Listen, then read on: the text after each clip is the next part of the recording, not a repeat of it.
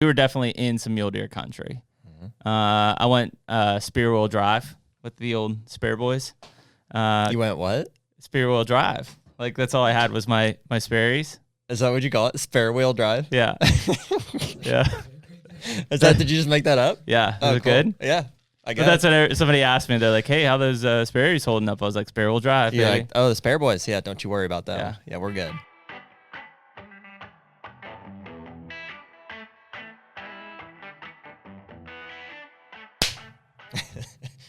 And we're back. Right into it, huh? Yeah, I mean, no hesitation. Did we check that camera up there? It's good. All right. Episode 22. I trust you. HUNTR podcast. Yeah. A little jet lagged, huh? I'm rough this morning. Uh-huh. You guys were in Arizona for... Yeah, right outside Phoenix, Scottsdale area, with one of our clients for last couple days, and good trip. It's hot out there. I bet. It's hot here. It's damn near the depths of hell. Uh-huh. Like when we breaking triple digits or? Well, yeah, I think we bumped 100 on Wednesday. Yep. And like that's hot for sure. But then like you look at the extended forecast, and there were multiple days of 114 to 117. Wow. And they're like, oh, it's a dry heat. Yeah, it is. But it's still fucking hot. Yeah, it's better than humid, I guess. Oh. It's just different. Yeah. So would you guys go out on Tuesday? Monday night, which we were delayed multiple times. Went through like 6 twilight zones in the Bermuda Triangle and ended up there at like 11 o'clock, which I was like, oh, that was good. Did you see that? Oh. Just kind of, yeah, it was super weird. Like literally we had been traveling for like half a day, and you get there and it's like 11 o'clock, and we left, late in the afternoon from Pittsburgh. At night. Yeah, and it's like, oh, it's only 11. And then you're like, wait, that's like 2 our time. 2 our time. Mm-hmm. It's like, yeah, I'm tired. So, and then you wake up at 3 in the morning staring at the wall because you're used to waking up at 6 a.m. So sounds pretty miserable. You guys got in at, you said 2 our time last night? 2 last night our time, yeah. It's a dragon a little bit. Like 6 hours ago. I know. I like woke up this morning. I was like, where am I? Yeah, that's rough. Yeah, it's a long one. As long as you can just push it. Like I remember going into the driveway, and then it was like, okay, all downhill from there. Just like make it to the bed. Yeah, just good. I know the feeling. What was the airport like? Packed. Yeah, dude. I haven't been, and I mean, I traveled through a lot of the pandemic and stuff, but even pre-pandemic, I don't ever remember flights being so booked. Every flight we were on was 100% full. Really? Yep. And all the like standbys weren't getting on. You think they haven't caught up to the demand yet? Like they're limited planes and stuff. We got we laid over in Charlotte last night, and I guess just because we had a ticket for Charlotte to Pittsburgh, we got a notice. It said basically expect significant delays at TSA, like allow up to 4 hours to get through TSA in Charlotte. I have no idea why. But it was... You're like, well, our flight lands here an hour before our next one, so... Yeah. Well, I guess you're already through. I was already through. That's what I'm saying. I didn't have to do it, but it was like a significant delay. And I heard people complaining all over the place. I saw something on the news that says TSA short on people, probably because they pay them $12 an hour, and I can make 15 at McDonald's. Do they really? I bet. I would assume those guys aren't getting paid much. Any TSA agents listening out there anonymously can drop their hourly rate. I don't know, man. There's got to be some training that goes into that. I'm sure there is, but I bet they don't make that good of money. They got defunded. It's possible. Defund the TSA. Huh. Yeah. Pre-check this. At least you made it back. In time for the podcast. Yeah, I made it back in times of, and it was a good trip. I mean, we had fun. It was cool spending some time in Arizona. We went on a hike yesterday morning. Any mule deer? We didn't see any mule deer. There are some in the area. There were some we were definitely in some mule deer country. Mm-hmm. I went spear wheel drive with the old spare boys. You went what? Spear wheel drive. Like that's all I had was my Sperry's. Is that what you call it? Spare wheel drive? Yeah. Yeah. Did you just make that up? Yeah. Oh, Is it good? Yeah. I guess. But that's what somebody asked me. They're like, hey, how those Sperry's holding up? I was like, spare wheel drive. You're like, oh, the spare boys. Yeah, don't you worry about that. Yeah, we're good. Handle the desert or boat docks.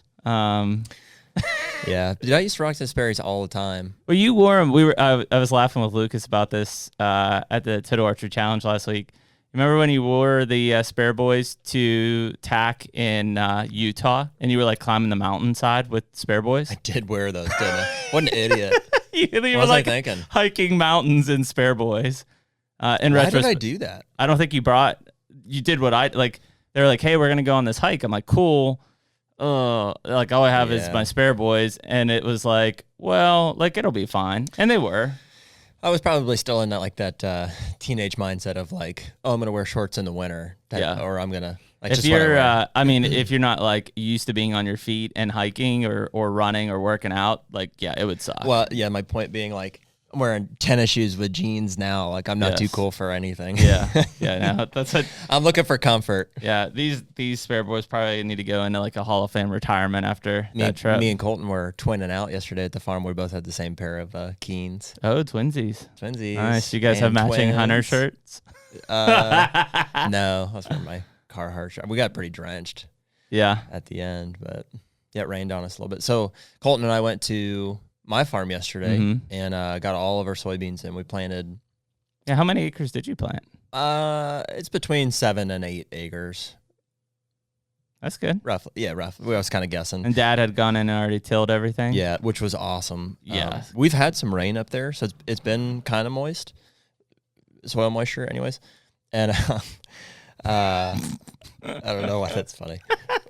We've got good soil moisture anyways. And so Dad went in and disked all of those plots, and then yesterday morning I had organized to pick up from the co-op in Carrollton a spreader. You can rent them for half days technically what the rental is, but the guy was really cool. Did you already do the fast acting lime?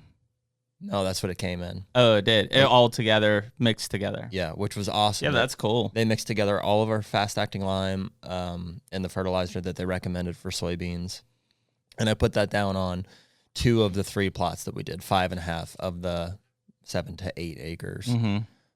Because one of them had already been limed. Like I think last year we had so you're just a truck come in, so we just did fertilizer on that. And man, that spreader worked out great. I could definitely feel it on the back of the 4Runner. I wanted to put it on Dad's 250, but he had his hitch has like rusted in there. He couldn't get it out, I guess. So he's like, I'm gonna have you just put it on your truck. And so we just needed a hitch without a ball. So take the ball out because it's just a tractor pin. Yeah. And I felt it. It was just over 3,000 pounds on top of the spreader, whatever it weighed. Yeah, 500, 600 probably. Yeah, probably. And then so we pulled that 25 minutes back to the farm. Yeah. Pretty flawlessly. I could feel it, though. For sure. It was funny. We were talking to Randall, our client down there in Arizona, and he's a Porsche guy. Okay. Like, I pull in, there's like multiple Porsches. And Randall's a Porsche guy. So he picks us up from the hotel in this like Porsche SUV, which may be the first time I've ever been in a Porsche. I don't know. And like, I don't even know how it came up, but like at some point, like, I mean, he gunned it and it like took off. He's like, this is a turbo diesel. I was like, what? Have you ever ridden in a turbo diesel? Yeah. As of yesterday. You know what? It was a Porsche. I've ridden in one of the, it wasn't a SUV. It was like it's so weird to think crossover. Like you have to put diesel in that vehicle. Yeah. Like, I feel like a lot of people screwed that up. Probably. But he was, where I was getting on that, we talk about pulling. He pulls a 22-foot Airstream with that Porsche SUV, which is a giant Airstream. And those things are heavy. Those are ones that look like a spaceship. Yep. Yeah. Like, that's crazy. He's like, yeah, no problem. I pulled through the Rockies with this thing. Yeah, it's the Rockies. I drive a diesel. Huh. So anyways, we got it back, moved it over to the tractor. And so everything was already disked. Dad went out and so I went ahead of him, and we did I seeded everything by hand. So we put down 7.5 bags of soybeans. Did you just broadcast it? Yeah, put it all through the spreader, which was fine. Yeah, is that on the tractor? What? Or on the? No, it's bag seeder. Oh, hands. Yeah, crankbait. It'll take a while. Yeah, it took us a couple. Yeah, 8 acres. That's 2 hours. 400 pounds of beans, right? 2 hours. Yeah. Yeah. So we put quite a bit You did 1, Colton did 7? No. Colton waited for me to come around again, and he's like, oh, here he comes. Smart man. Yeah. So I got one more loop. Go, one more. I got all the seed down, and then Dad came behind me, and was spreading all the lime and fertilizer, or just fertilizer on the one. And then he went back around with a cultipacker. So he was on the tractor like all day. And then we finished with deer grow, but spraying all of them. Should be good. And then it rained like as we were doing. Now we're getting some good rain today and tomorrow, I think, too. Yeah. So it was good. It was good to be at the farm. We had good weather. I'm refraining from putting cameras out. That's impressive. Yet. Yeah. I don't know if it's as impressive as it is. Like, I always have cameras. You have mineral blocks out? Yeah. Yeah, that's impressive then not to have cameras on them. Yeah. Well, I wanted to have the mineral out just so, you know, if I get some kind of a pattern. And then when I go back to spray in 4 to 6 weeks, probably, yeah, I'll get some cameras out. We'll do some cameras at Bob's then, too. Yeah, I talked to Duncan yesterday, which I think Chris Duncan from GSM is going to be on the podcast next. But he said that they were getting some of the Stelson, or they came in. Oh, sick. And I was like, I'm sure they're sold, but move them off to the side. That's part of the reason. Yeah, I didn't want to activate a bunch of old Stels. I think he's got some of the new Factors and Fusion X's. Okay. And so I was like, yeah, dude, like scrape them. I don't care if they're AT&T, Verizon, just scrape some off the side. I'll take 30. Some. So hopefully we can get our hands on that. That'd be cool to get some of those new podcasts. What did they figure out with the feeders? So we're just waiting on the legs. It sounds like July. Okay. So legs will come in July.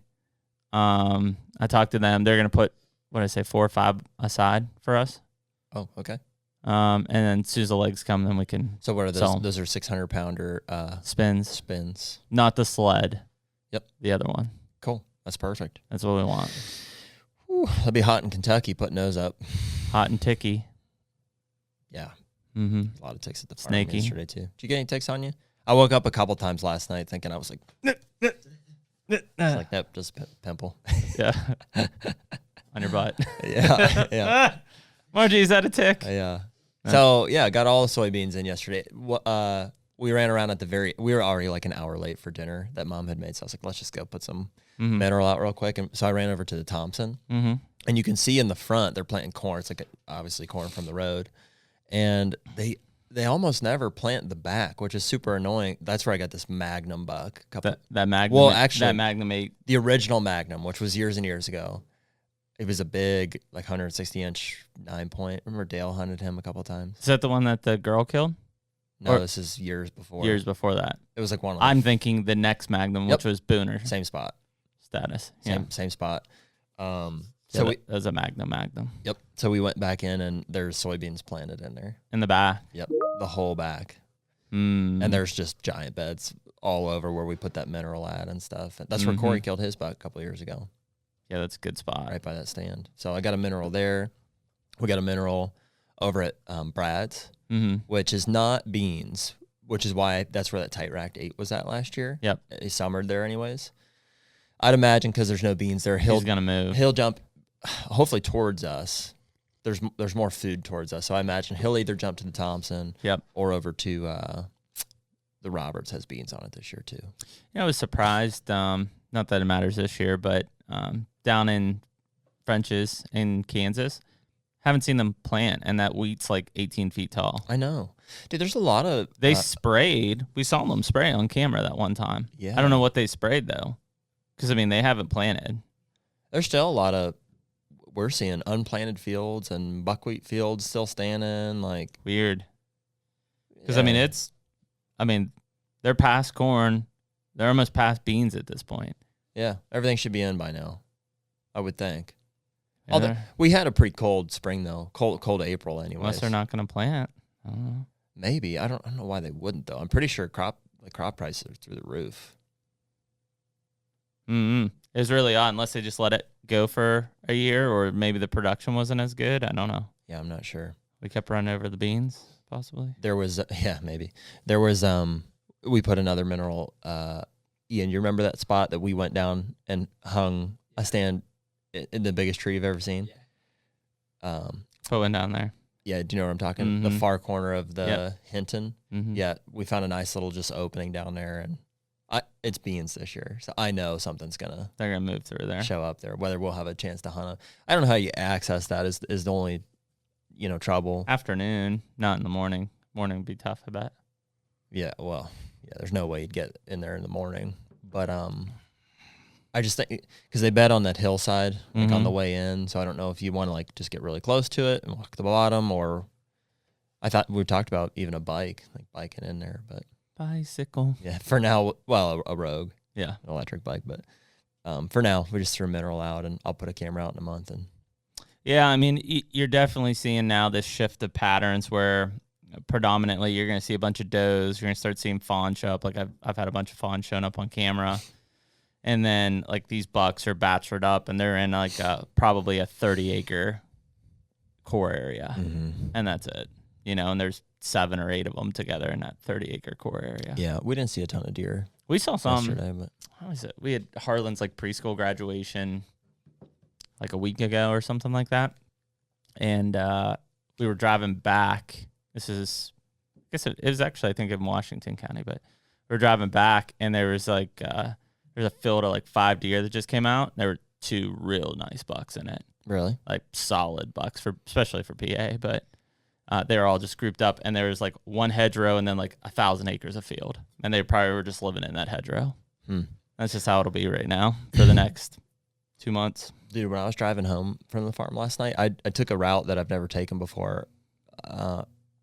You mind shutting that off? Yeah. Just hit off.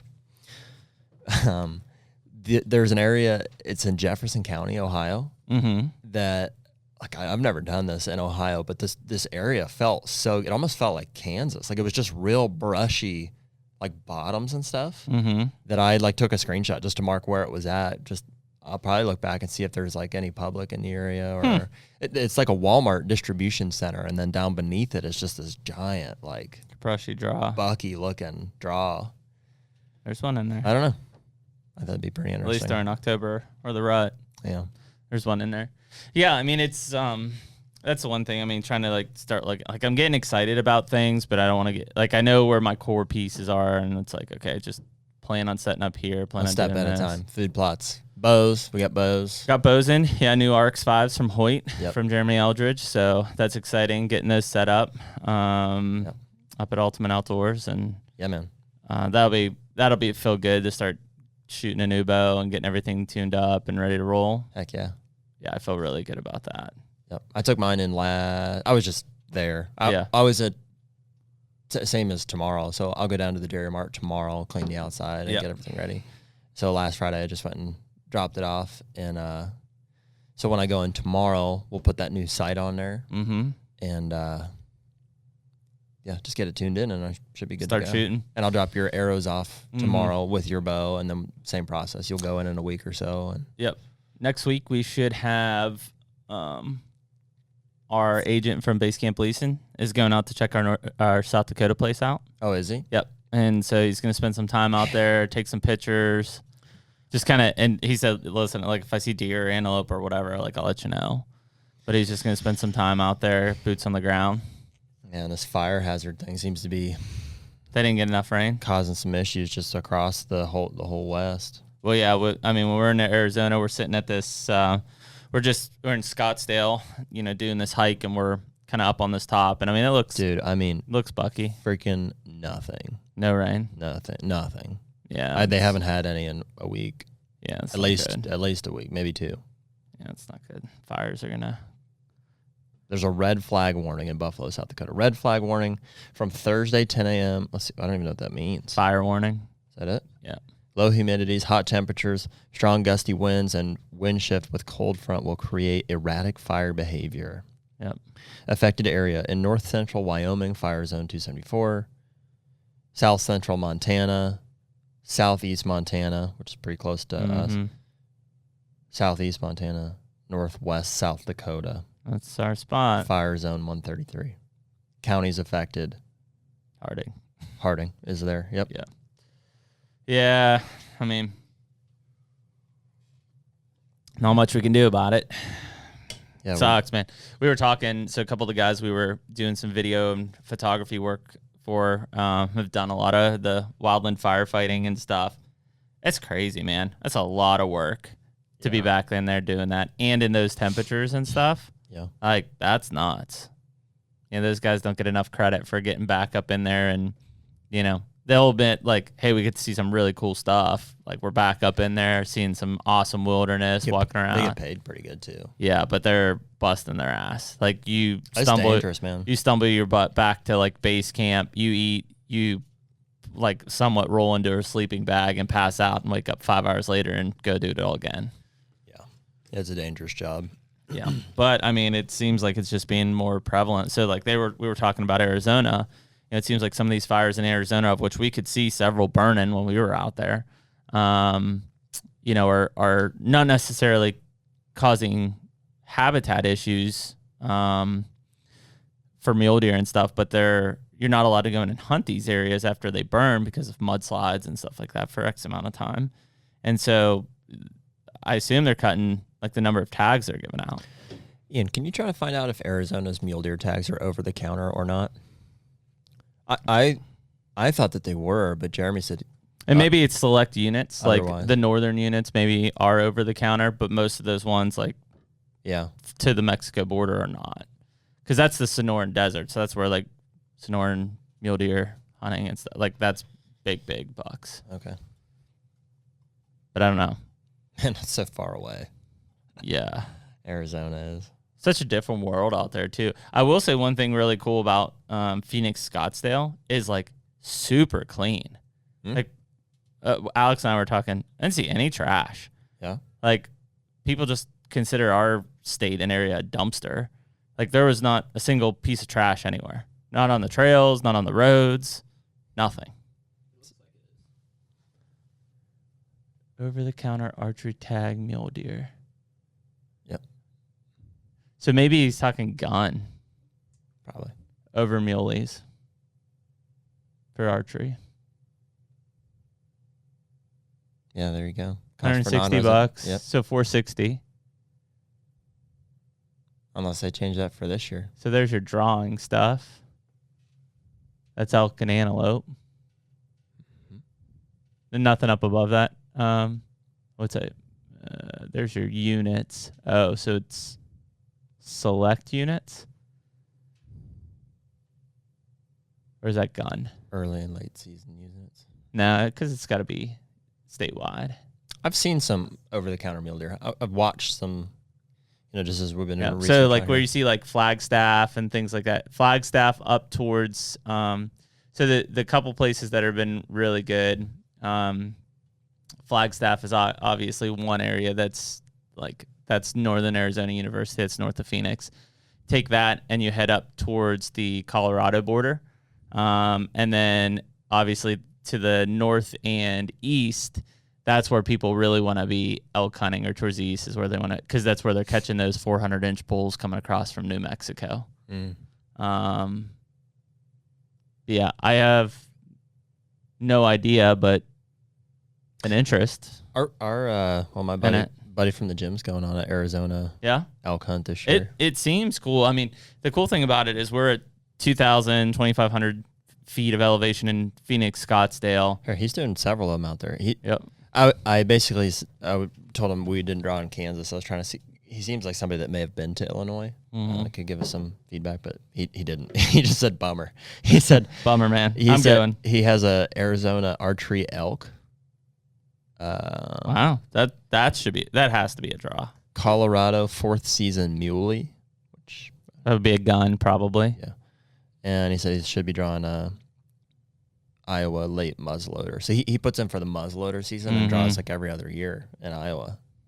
Yeah, we talked about that late season potential. Yeah. One of the guys there is from Idaho, and we were talking about that because everything's over the counter there in Idaho. Really? Mm-hmm. And he said southeast Idaho, which is a little bit harder. I think all archery's over the counter. He said that's where, like that Troy Pottinger we were talking about for buck fever, that's where he's at killing giant whitetails. Where's Idaho at? What's it next to? Montana. South of Montana? West. Oh, it's all the way over there. Mm-hmm. You got big whitetails in Idaho? Southeast. Interesting. Said down on the river bottoms. Muleys? There are a ton of muleys, not in southeast. Southeast is mainly whitetails, and then as you get more north and west, that's muleys and elk. Does it butt up to Washington as well? Yep, and Oregon. Yeah, it's a whole different deal over there. Mm-hmm. But that's all over the counter. A lot of guys go hunt there because it's over the counter. I think that's where Grote went to hunt, was Idaho, for elk. Really? Over the counter. Yeah, man. I don't know. Like in the future, we may have to like look at some other. I don't know. I don't know how you get around the fire thing. Like, are there parts of the country that just don't get the fires? Not in the West, I would say. Yeah. Maybe Washington and Oregon. Yeah, Oregon and. No, there's still Oregon. There's still fires. I know that. Yeah. Yeah, I mean, a lot of those habitats are just based on that, and the unfortunate thing is there isn't as much prescribed burning and stuff anymore in those areas because people don't like fire, and so these fuel loads get huge, and then they just, when they hit, and it blows up. But yeah, I mean, it's something for us to look at. I mean, I think that we've got a sweet spot in North Dakota on the mule deer side. Mm-hmm. And that's something that we'll always put in for. We really do. And dude, I almost, at some point we're gonna maybe it's next year. We're not gonna get drawn every year. Well, dude, it's worth considering at this point. I almost wonder if it doesn't rain, like if we don't get rain, like I think North Dakota will still be good. I don't think South Dakota will be. Agree.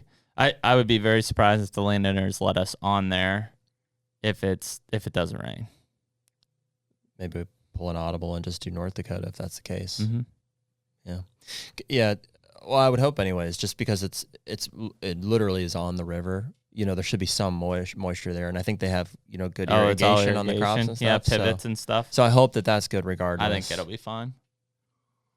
Okay, and we'll just keep that on the docket. Yeah, hard to say. I mean, there's a lot of water moving through that area of South Dakota too, especially just over on. And maybe we don't get to hunt those properties, and that bums us out, or maybe they're staying up on our place and they're moving down on those bottoms. I don't know. Mm-hmm. But yeah, it'll be interesting to see what we get some input from our base camp guy next week, and kind of just understand what we have to work with at least. Yeah. I wonder if you said we'll have Nate on from base camp at some point here. I wonder if they've got anything worked out with those Western guys to accommodate for like fire hazard. Because, dude, I don't know if I'm a landowner at this point, I might be calling my base camp agent to say, hey, like, I'll give you your money back. We can't have people out here this year. Yeah, I don't know how that's going to be. But I mean, I think that the Dakotas are as far as those guys go right now. Like they're not any further west yet. They've talked about it. We've talked about it with them. Yep. It's just they haven't pursued that yet from a bigger parcel standpoint.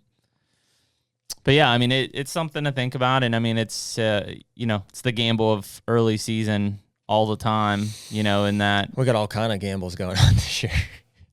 A lot of well, I mean, we created ourselves opportunities, but at the end of the day, you got to have opportunities because there's going to be stuff that doesn't pan out.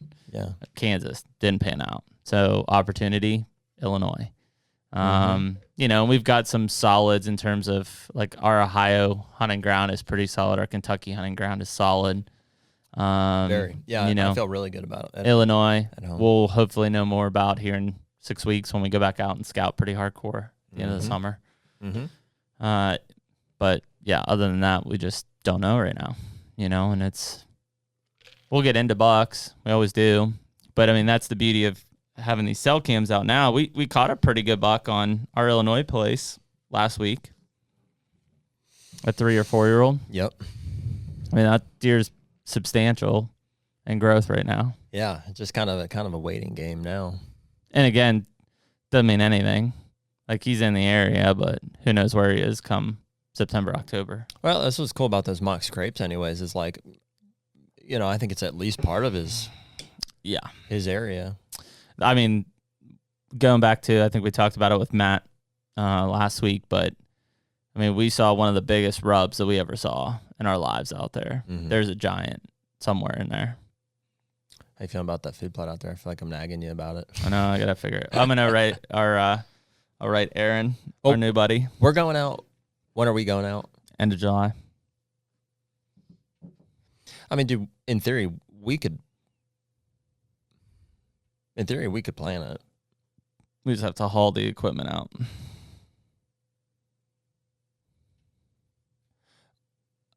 I think we could do it without anything too crazy. I think we just broadcast Braskas. You'd need somebody to kill it before. Mm-hmm. That would work. I mean, if you could get somebody to just spray it Mm-hmm. like 2-3 weeks before we go out, all we'd have to do is broadcast, and then we could backpack spray deer grow. Mm-hmm. Yeah. Better than nothing. Although that would take a lot of time away from, scouting other public. I'm going to talk to some of the guys out there and just see if anybody wants to go plant. Because we can't plant anything on our southern one. There's nothing to plant. Mm-hmm. I'm going to talk about seeing the planting two, like one on the upper end of that field and one on the southern end of the field down towards where Weston found those sheds. Yeah. And that way, if you wanted to hunt a person, you're definitely going to hunt a person on that mock scrape. If you had that bottom planted, like that's a killer spot. Mm-hmm. And then if you have that top one planted, that gives somebody else room to run north and east, even towards public, and know that those deer are probably working their way to that food plot from a bedding area. So, I mean, that's the strategy out there right now. I'm still looking for another one. Yeah. Anybody have a lease out there? Yeah. Looking for? But no, I'm still looking. I looked last night. We got a big lease, actually a big lease notice from base camp, and it's mostly Tennessee properties. I think it's a lot of Tennessee. They must have landed a big land in there with multiple parcels or something. Mm. Tennessee. There was one Illinois, North, couple Kentuckys, a Wisconsin, and a Kansas or something. Yeah. I'll be interested to see which Wisconsin keeps drawing my eye. In Illinois there. I think that Shawnee gets some traffic. I mean, it's Do you huge. think it gets traction in bow season? Yeah. Probably that week we'll be there. Probably the week we're there. Yeah. It's huge. It's like 300,000 acres. Mm-hmm. But, it's also probably one of the most traveled to deer hunting spots in Illinois. It's huge. Like I was talking to Scott and Madison Raviart. Yep. And at Total Archer Challenge, and Scott used to go out there for gun season. He would to Shawnee. Yeah, so essentially he would leave. They would hunt Indiana's gun season, and then they'd hit opener in Indiana, then opener in Illinois. Like it was connected, and then just do that circle. Mm-hmm. And so he used to hunt Shawnee, but Shawnee can go clear over to. I think Shawnee can go clear over close to the Indiana border too. Which direction is Indiana from there? East. Because isn't that what Weston was looking at was part of the Shawnee, but it was over towards him? Oh, for public? Unless there's a different section of it. I think there is. I think there's multiple sections of it. Yeah. Let's go ahead and pull that up. Yep. Or just jump to just go on Onyx. Yeah. So yeah. Made a weird Onyx connection. Not mapping Onyx. Apparently. So, I listen to Joe Rogan every once in a while, and recently he's got a podcast, right? I think, yeah, he's got a podcast, and he had this guy on recently that's heading up. I don't know, it's a company or organization called MAPS. I don't know if it's an acronym for probably, and their primary function is like researching and integrating psychedelic drugs into therapies and. For PTSD and like all kind of stuff. So, and I think the primary one that they focus on is MDMA. Are you familiar with this?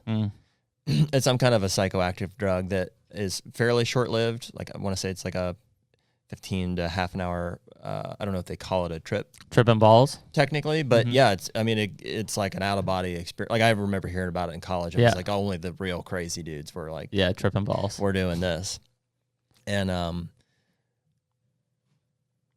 oh, shoot. Where was I going with that? Onyx. Yep. The company that manufactures the MDMA for them is called Onyx. And I'm pretty sure I've ended up on their website many times. Oh, they're called Onyx as well? It's onx.com. Yeah, it's not owned by Onyx Hunting. I think that's... You ended up there too? I think they manufacture... And they also manufacture...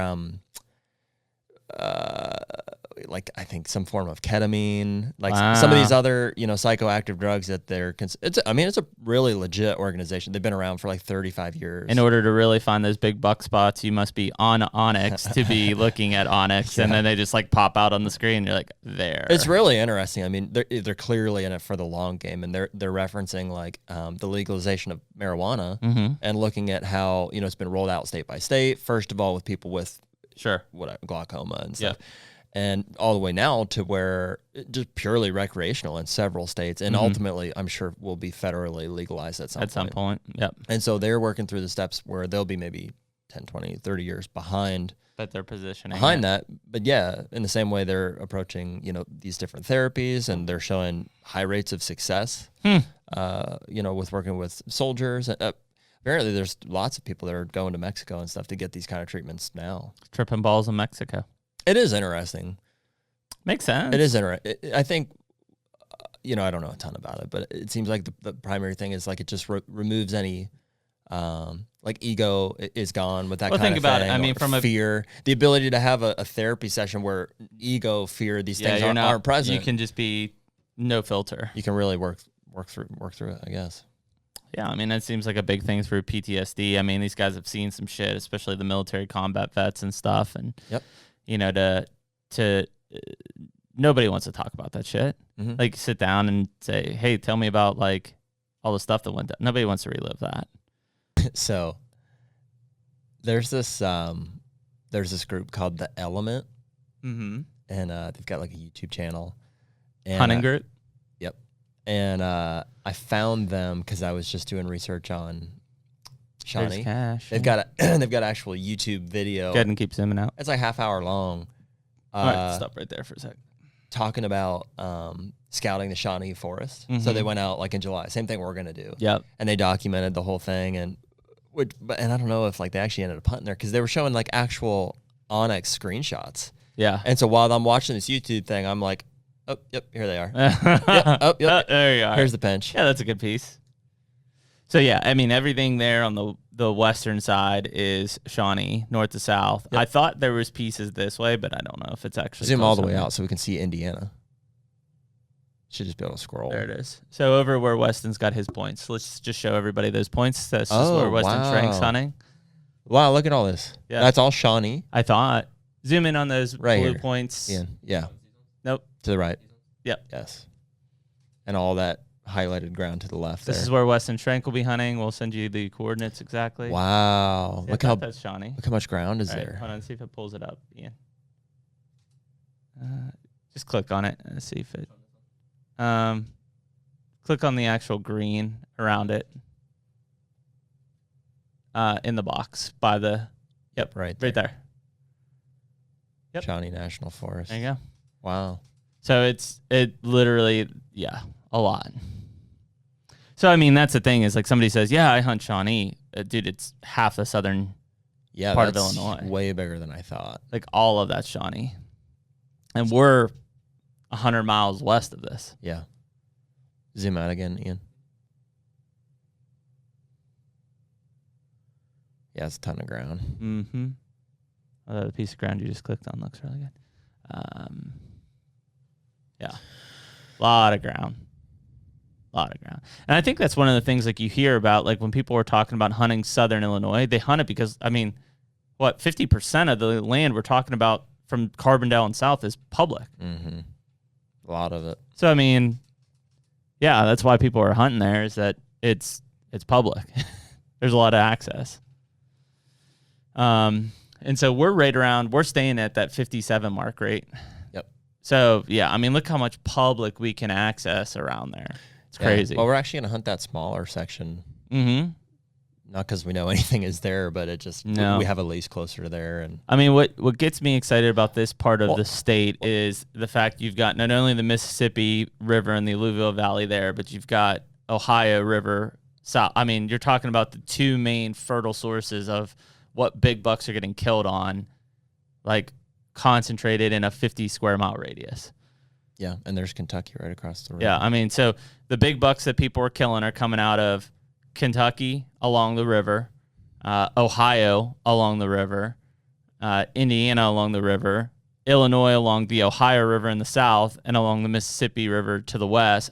The big deer that they're killing in Missouri are on the eastern part of Missouri, which is the Mississippi River. So, people always say, like, well, what are you looking for? I'm looking for, first of all, what's the parcel size and what's around it? But before you even get into that, it's, where is it? Like, if it's in dead center of Kentucky, like, yeah, there could be good bucks there, but there's nothing that historically is saying that there always will be good bucks here. when you're touched in tight against the rivers, especially the Ohio and the Mississippi, I don't care if you're in Mississippi in the Delta or you're in Wisconsin, you're going to likely be in big buck country because it's fertile soils. Fertile soils are linked to better nutrition, bigger antlers, bigger deer. Yeah. Well, like I said, I just hope that we can get away from people a little bit. That's why we just shared this with everybody. Well, I mean, this is how much? That's 300,000 acres of ground to hunt there. I think that, hopefully if we're going to spend some time where these yellow dots are at. And because there's smaller chunks of public there, maybe non-residents are looking more for just, more big access, chunks. Bigger chunks. I don't know. It'll be fun. I mean, that's part of what we love about this. I mean, yeah, we're leasing ground and stuff, but at the same part, like, we just want to go out there and find big bucks. Yeah. And a lot of places will strike out. And it's not because we can't find them, they're not there. I think there's a lot of big bucks in this area of the country that we're looking at right now. I'm super stoked for it, man. I think it'll just be fun to just have a week of deer camp, and it's needed after the past year. I think we'll have some really good scouting opportunities here in July, and that'll make us feel a little better. So part of that, we talk about trying to get those cameras. A lot better. Just to know, hey, we can access this piece of ground where we can. If we can get cell cams with the solar panel set up on a mock scrape in the middle of Shawnee and just let it eat. Set it, forget it. Now you're showing everything. I guess it's worth asking. Can you run cameras on? You can run cameras on Shawnee, right? Yeah, I don't see why not. There was some law where you weren't allowed to film in state parks and stuff like that. Can't film on. Yeah, them, but I think you can do trail cameras. Right. Trail cameras is what I'm wondering about. Yeah, I would assume so. Yeah, I mean, there's only a few states that have policies. Missouri's one of them. You can't run trail cameras on public land. Wow, which seems dumb. It seemed dumb. It is dumb. Coincidentally, the element came up in my first. There you go. How about freaking Canada still like on full lockdown? Dude, I talked to a guy. So apparently, like, a bunch of Canadians end up in Phoenix area. So our Uber driver was a retired Alberta. I was trying to make connections here. Albertian. He was like, yeah, I'm from Canada. I'm like, oh yeah, where at? He's like, north of Montana. I was like, oh, that's Alberta, right? He's like, how'd you know that? I was like, oh, I know about Alberta. He's like, you got big deer there. Yeah. He's like, yeah, there's a few. And so we got talking to it, and like at some point I was like, I used to go up there at least every year to have meetings in Winnipeg with Manitoba and stuff, and did some work for him. I said, can't get across the border, and man, he just laid out. He's like, that Justin Trudeau's a piece of shit. Who's that? That's the prime minister. That's their guy. Yeah, and he's like, dude, that's the weird thing about Canada is like we think about them like. Oh, like yeah. The United States, they don't have rights. Like, there is no First Amendment. Oh, I know. He's like, do you know his mom's a crack whore? I was like, oh, really? Wow. He's like, it was a long time ago, but, I love, I don't know, it was a podcast or something I was listening to. The guy, it was a stand-up comedian. I don't remember who it was, but he was like, these Canadians were making fun of. They're like, oh, I don't know if it's Trump or Bush, whoever it was. They're like, oh, this guy's a freaking idiot. And this and dude, that. His rebuttal was, dude, I don't even know who your guy is. Like, yeah, it's funny because you think of that, and what's really crazy about it is like, British Columbia and Alberta. First of all, beautiful places, like unbelievable, wild, untapped places. But then you get to Quebec and Ottawa. Like, and that's who runs Canada, right? And it's very liberal based. Obviously Quebec, you still have like the French Canadian is very rooted in that area. And so like all of these policies are made in the big cities of, like Toronto. Yeah. Yeah. And it's like, you have no idea what's even happening in Alberta. Like, how can you be making policies that are affecting me? And I don't even know how they're doing it. Like, it was like 80% of the business for a lot of the guys in Manitoba that I was working with on a guide service basis were, U.S. citizens coming in to hunt. Yeah. Haven't been able to do it in 2 years now, and it doesn't look like it's going to happen this year. Wow. Like, what do these guys do? Can't, like, there's no business. And the one thing that is weird about Canada, at least, like, there's a lot of federal stipends going to people to just stay at home. Like, they're just everybody. Like, I'm sending you a check every month, just stay at home. Don't do anything. Mm-hmm. Wow. Just crazy. Very, very different culture, you know, and think about it. And yeah, obviously, like, we're screwed up here, but so are they. Yeah. I don't understand that. Like, I don't know where the motivation to, it's like they haven't updated any of their policies to reflect like what we know about the virus now. Like even some of our Like, most I liberal can't states, travel to Canada. well, dude, in California, they're going to have to, they're stop wearing masks in 5 days. 5 days. In California. Yeah, I can't come to Canada. What? Yeah, you can't do anything in Canada. Did you see that video of Makes no sense. like this, all the SWAT shut down the church? No. Or did you hear about that? Mm-mm. Yeah, it was just a church. It was a regular In Canada? church service. Yeah, and they weren't shut down. They Was sent it like, Mounties? They sent like 200, like SWAT police officers to shut it down. church down. Yeah, it's insane, like ludicrous. Maybe his mom was on crack. Maybe he's on crack. Very possible. Just go hunt, man. Just Yeah, I mean, that's it. Like, guy wants to come take a break. do Take a a break, fly-in dude. trip to, like, northern Manitoba. Nobody around. Like, he can't do it because of COVID. Yeah, Get what's out of the here. risk in that? That's weird. Very, I don't know. We won't get into the politics of stuff, but, like, very reminiscent of this whole be dependent on the government. Yeah, We're your friend. We'll take care of you. Be dependent on us. yeah, That's dangerous. yeah. It's just weird to see Canada in that situation. Like we've always thought of them as like, oh, Did you ever see the movie Canadian Bacon with John Candy? no, You should watch that. okay, If we're talking about like Canadian the bacon. oh, dude, it's funny.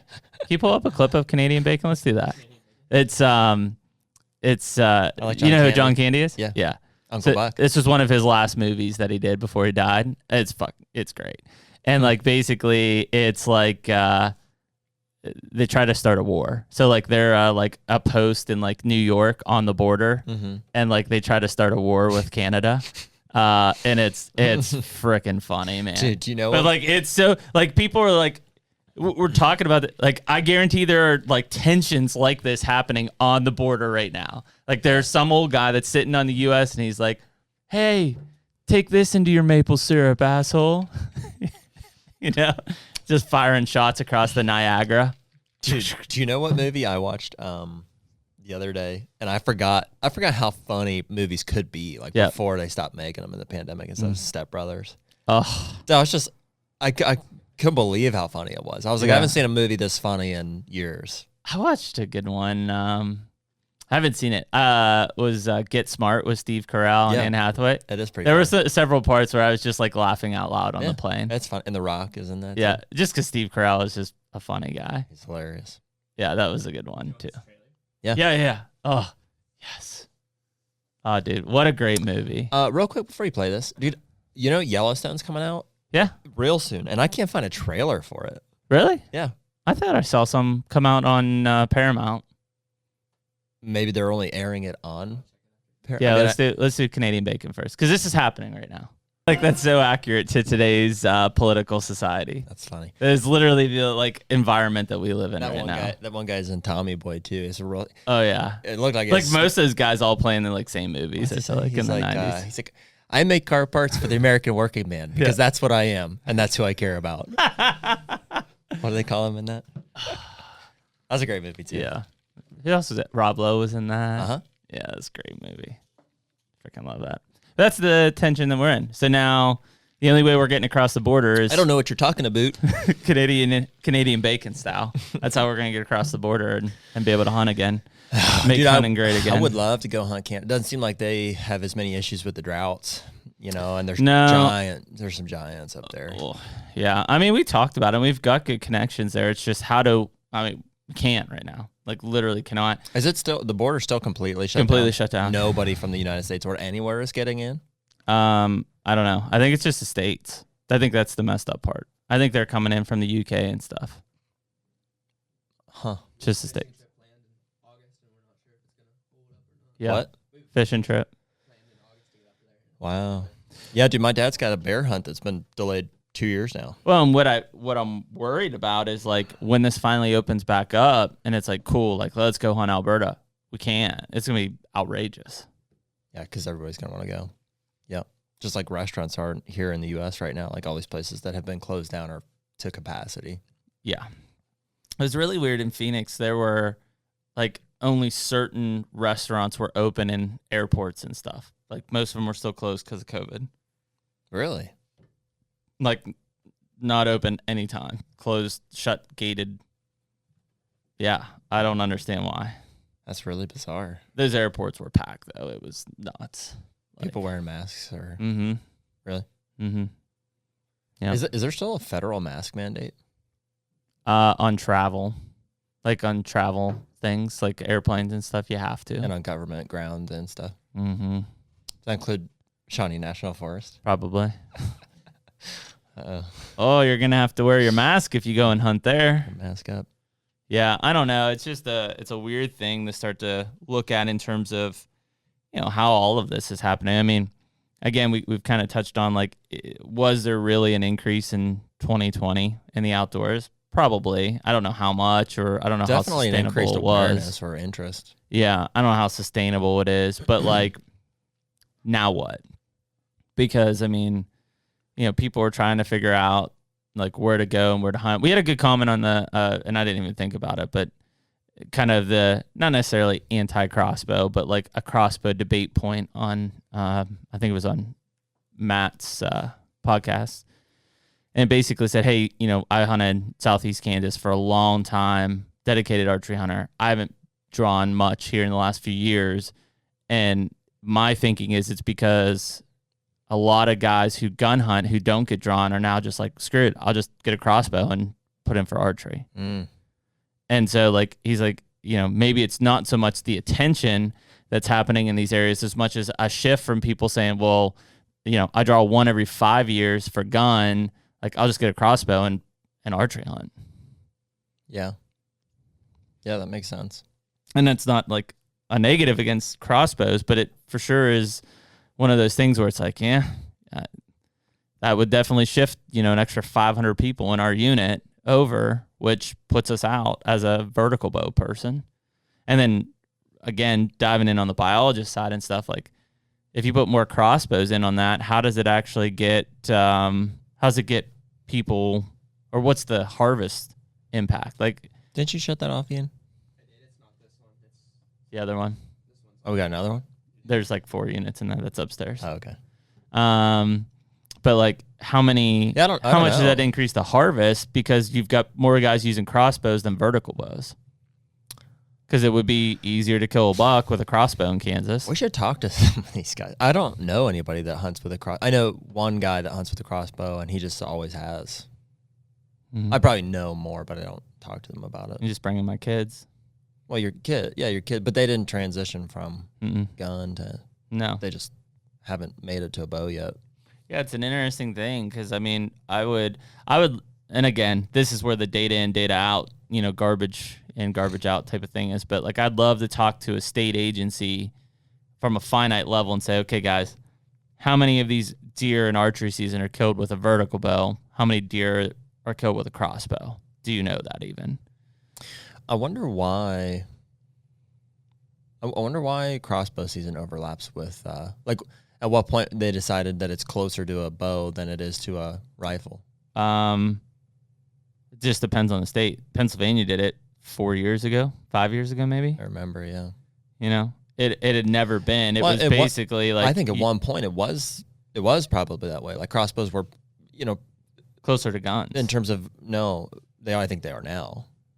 Yeah, I mean, but Back when in they the day, came when when they came crossbows- out, they were closer to guns in the minds of the agencies. They Yeah. they classified them to where like, hey, you can use this during muzzleloader, rifle seasons, whatever. But in terms of Not during proficiency, bow. they probably were more similar to like what bows are now. Oh, for sure. Like, I mean, those old crossbows, if you killed a deer at 35 yards, like, Pretty impressive. yeah. Yeah, but now it's like you can 100 almost swap yards. it out for a rifle pretty easily. Yeah, those new crossbows are saying 100 yards. It's obviously not doing several hundred yards, but No, but it is I don't know, maybe that's a podcast that we try to do is we pull some numbers and try to drill some stuff out and say like, okay, there were whatever 100,000 archery hunters, of which 50,000 were vertical bows, 50,000 were crossbow guys, and then who harvested more deer? Mm-hmm. You know, I would assume state agencies are looking at this. If they're not, they should be. Yeah, I'm sure they are. I'm sure I bet Matt knows the guy making that call. I bet Pennsylvania's not looking at it. They don't collect enough data. Huh. It's just limitation of people and resources, but I don't think that they are. I think they're looking at it from a archer perspective, and then when it's harvested, maybe, but they don't know who is using what. That is an interesting point, though. If guys are transitioning from gun to crossbow, because it's... And we know they are. I mean, most guys that pick up a crossbow, barring they have injury or barring they're using it for their kid or their wife or something else, they're gun hunters that are not wanting to go to a vertical bow. They want to bow hunt, but not vertical bow hunt. Yeah, that's interesting. I bet it's a large number. And I bet the harvest proportion, I know at one point in time, somebody did a research study on it. I bet I could pull it. It was during our deer conferences that we used to go to, but I'm pretty sure crossbows were labeled to wound a hell of a lot more deer because people felt more confident and they would take riskier shots than vertical bows. It's not saying that the people were bad. That just kind of that overconfidence feeling. Yeah, it is tough too because it's like it's a good entry point, and so for that reason, it's like I don't want to tell kids and disabled or elderly people that they can't hunt, the full archery season because they're using a crossbow. Mm-hmm. But at the same time, I'd want to try to limit the number of guys that are just shooting a crossbow instead of a rifle so that they can hunt more. If you want to do that, it's like, well, just depends. Use a real bow. Go back to Pennsylvania, they just want participation. So they don't care. Yeah. Kansas might. But then again, maybe it's revenue dollars and they don't care. Yeah. It's that people-wildlife balance there. Like, my focus would be on, is it truly harvesting more deer, either one, because there's more guys in the woods or girls, or two, because it is more effective at harvest because of the range. And if so, then that's a wildlife thing of which the state agencies should be able to deal with. I'm sure we'll find out somewhere along the road. We'll talk to the right person. We'll find somebody. One of these agencies has that data, I bet. Yeah. There's still a lot of states that I think are very restricted around the use of them. Maybe Ohio's not one of them. Maybe Iowa. Yeah. Iowa's pretty restricted. I mean, Pennsylvania was for the longest time. You had to either be you couldn't even be a junior and use it. You had to be disabled with a doctor's note. I remember when I was like 16 years old, I was hunting by myself with a bow. It's like, I don't know, mid-October. And I hear like this rattle. I was like, what the heck? Like there's a guy up here. And then I see this guy like creeping down the trail like with his crossbow. Gun hunting. Well, I know. with his crossbow. Yeah, but and then he would tuck hunting. down and rattle a little bit. And I was like, what the frick is this guy doing? Gun hunting. It's like a grown dude. I was like, I'm 16 and I can tell you, like, you're not going to kill it. I mean, I know plenty of guys that I've seen out there with a crossbow, some of them with like $100 ones that like shoot like darts. Yeah. And they're like, yeah, I'm going deer hunting. I'm like, no. Like that thing will like bounce off a doe. Yeah. I don't know.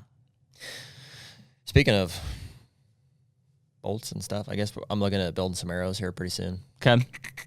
Gotta get that saw. Okay.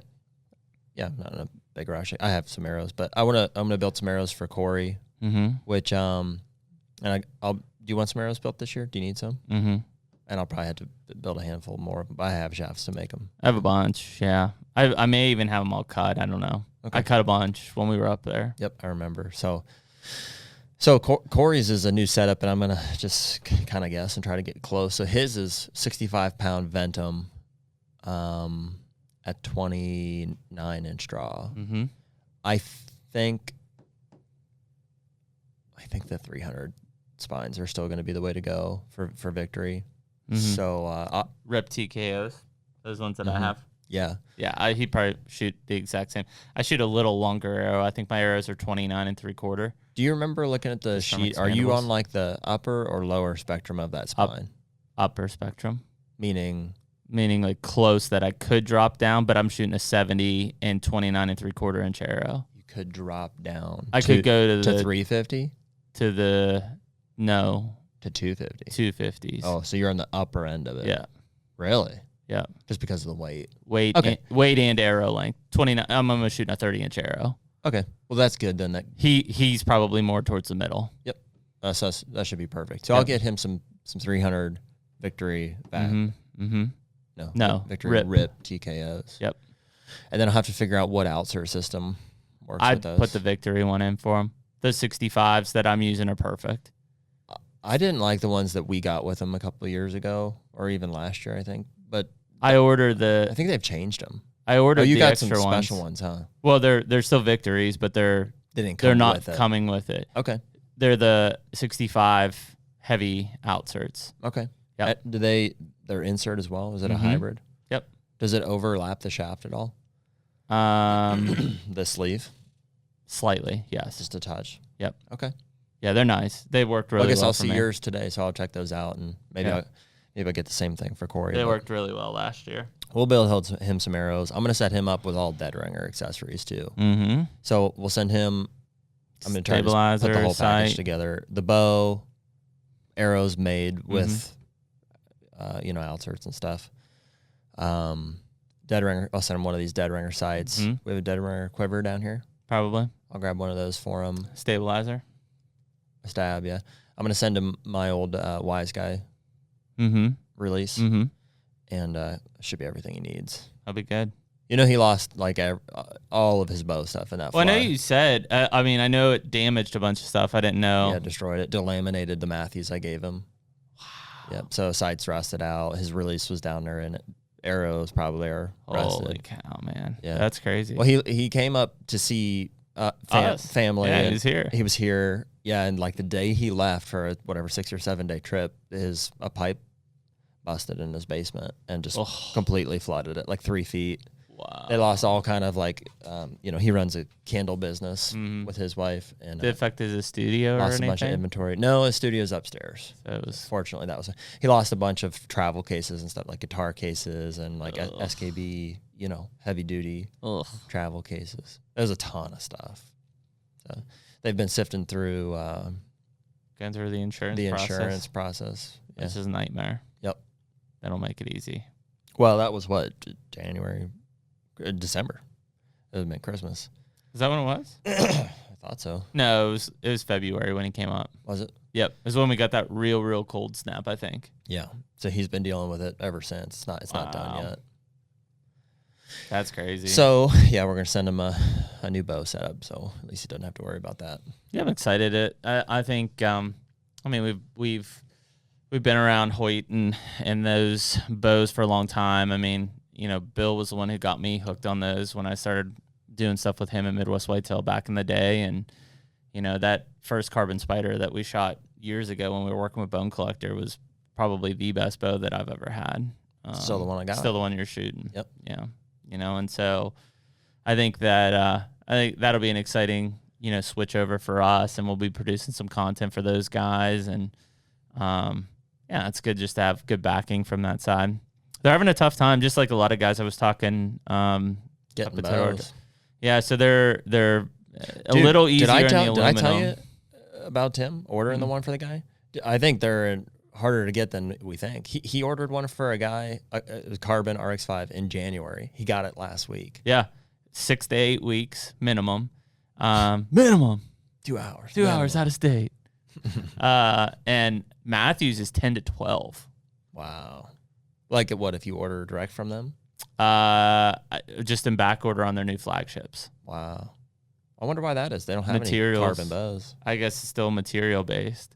Those are all made out of aluminum, right? I think so. Aluminum bows. I think so. Hmm. Maybe the limbs, because the risers are aluminum, but the limbs are carbon. Fiber still, yeah. Yeah, I guess I didn't think Assume about that. it's a material thing, but yeah, I mean everybody's having major issues, and yeah, so I think we got pretty lucky on that side. The other thing that That's the annoying thing about this industry, man. Everybody's always out of stock of everything. well, the weird Hoyt's out of stock of their sidebar mount too, which is like That's what you need. Well, Tim was like, he's like, that thing's awesome, and it's just a small little part, and like nobody has them. Nobody, Lancaster, Mike's, freaking nobody has them. The interesting thing here is that we start looking at how this trickle effect's coming, right?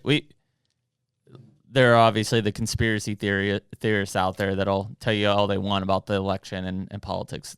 It's not what this is about. But from a manufacturing to getting goods here to then getting them to the consumer, like we saw this coming 6 months ago, and if you didn't, your eyes weren't open. But this trickle effect, we saw it a bit here with the gas. Yes, pipeline got hacked, but it's still, gas prices are going to go up regardless of that pipeline getting hacked. 325. Yeah, right now. Still going up. Chris from Juggernaut was on out in California and doing some stuff on like his boat, and that it's like $5.35 a gallon out there. Wow. So yeah, we see that's coming up. We see it with tree stand prices because steel prices have not only gone up 30%, but freight has gone up 100%. Cost of getting the goods here through customs to the warehouse up 100% over last year. It used to be getting a container from overseas for the outdoor industry, archery or whatever it is, because it varies by whatever the product is.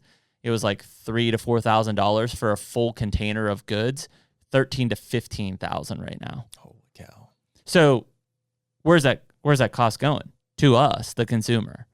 It's not the manufacturer's fault. It's not the retailer's fault. That cost of goods is being passed from us, and people aren't seeing it yet on our side because everybody bought into inventory last year that didn't sell through because they had to close up from COVID. Mm-hmm. So like you look at a tree stand and you're like, oh, it's still $210. Like, I don't know what Jeremy's talking about. It's because that's 2020 pricing because they paid for it in 2020 and they're still sitting on it. Give it 2 more months. We hit August and everybody's out of 2020 inventory and you roll 21. Don't be surprised if you see tree stands go up 50 to 100%. Wow. It costs you $400, $500 for a ladder stand. It's not the manufacturer's fault. They're not trying to gouge you. People will say, like I saw a post already on some of the ads that we were running for like Muddy and Hawk and those guys. And they're like, go figure, they're doing a Father's Day special, but they double the price. It's like, no. Like, we're not doubling the price. Like, that is the new 2021 price. Not because we want it to be, but because steel's up, freight's up. Like, that cost of goods we're eating some of it, but it's still passing through to you, the end consumer. And so, like, what I don't know, and this is where it's kind of circling back to this 2020 increase, I think that, unfortunately, we will lose all of those people or most of those people in 21. Not necessarily because people? The new people coming into hunting and stuff like that just maybe never had. Yeah. Guns, hard to find. Ammo, not available. Tree stand prices, double. Like, all of the costs are going up, and they're just going to say, yeah, I'm not. Like, it was cool last year because I didn't have anything else to do. Maybe we'll just start making some stuff here. I don't know if it'd be any cheaper. Maybe. I mean, if it's freight that's so expensive, seems like it would be. Unless it's just the raw materials. No, I mean, still being up 30% is definitely a thing, but like, it's coming, people. I mean, it's here in some cases. We're seeing it in gas and other things, but Dude, you know what we're having a lot of issues with is getting change. I think that we're a cashless society anymore. Yeah, the Federal Reserve just isn't distributing it to banks. Yeah, they've just decided not to. They're claiming they don't have it, but I don't believe that. We just print more, make more. Well, no, it's there's plenty of cash. It's change, coin, change. Yeah, cashless society. I can't get it, especially quarters. So, I mean, it's somewhere. They're not like discontinuing it. Yeah, decommissioning it. Well, they may be. Maybe important. They may just hold on to it. The Federal Reserve is just they're going to stop distributing it and then eventually melt it down and turn it into bullets. Somebody's looking like Scrooge McDuck diving into a big pile of change. Yeah. Coin angels. It's a weird thing. I mean, it's going to get really bad here in probably the next 3 to 4 months from a consumer end, not just in our industry and everything, but focusing on our industry, like having a tough time finding products. Retailers are finding products. Prices are going to increase. And it's not the retailer or the manufacturer tried to gouge you from 2020. It's simply because it costs more to make shit. and costs more to get shit here. And so that's the unfortunate part. And money's worth less than ever before. Yeah. Yes. Yeah, our dollar's pretty weak at this point because we just keep making more of them. Print. How much do you think a cornhole game costs? Like average price?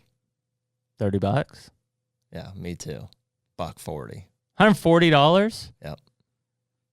Just take a... My neighbor makes Well, that's them. because OSB costs like $150 for an 8-foot sheet anymore. Used to be $30. My neighbor makes them, and I didn't know what his original price was, but he's like, "I'll give you a deal, $100." Because I told him I wanted one. I was like, "Okay," like I thought he was just joking. Yeah. And he's like, "Oh, this is not good." I was like, "I don't. How much you sell them for?" He's like, $140. I was like, "Are you serious?" Like, sure, I'll take one for $100. Supply and demand. Yeah, yeah, I guess. Wow, Crazy. man. It is. It's cost of, like, I can't believe people who are engaging in, like, building houses and stuff right now. Can't. Like, dude, Can't. 2x4 costs $10 untreated. Yeah. Yeah, it does. It's 5 times what it usually is. You can't do that. Can't do it. Like, I was going to build a fence around our yard. It costs a fortune. Yeah. If you can even find the lumber. Yep. Yeah, that's wild when all of that stuff comes down like that. And it's going to continue. We're going to see it. Like I said, tree stands are going to see it. Cameras probably will go up a little bit, but they'll still be pretty affordable, and they're easier to ship and get here.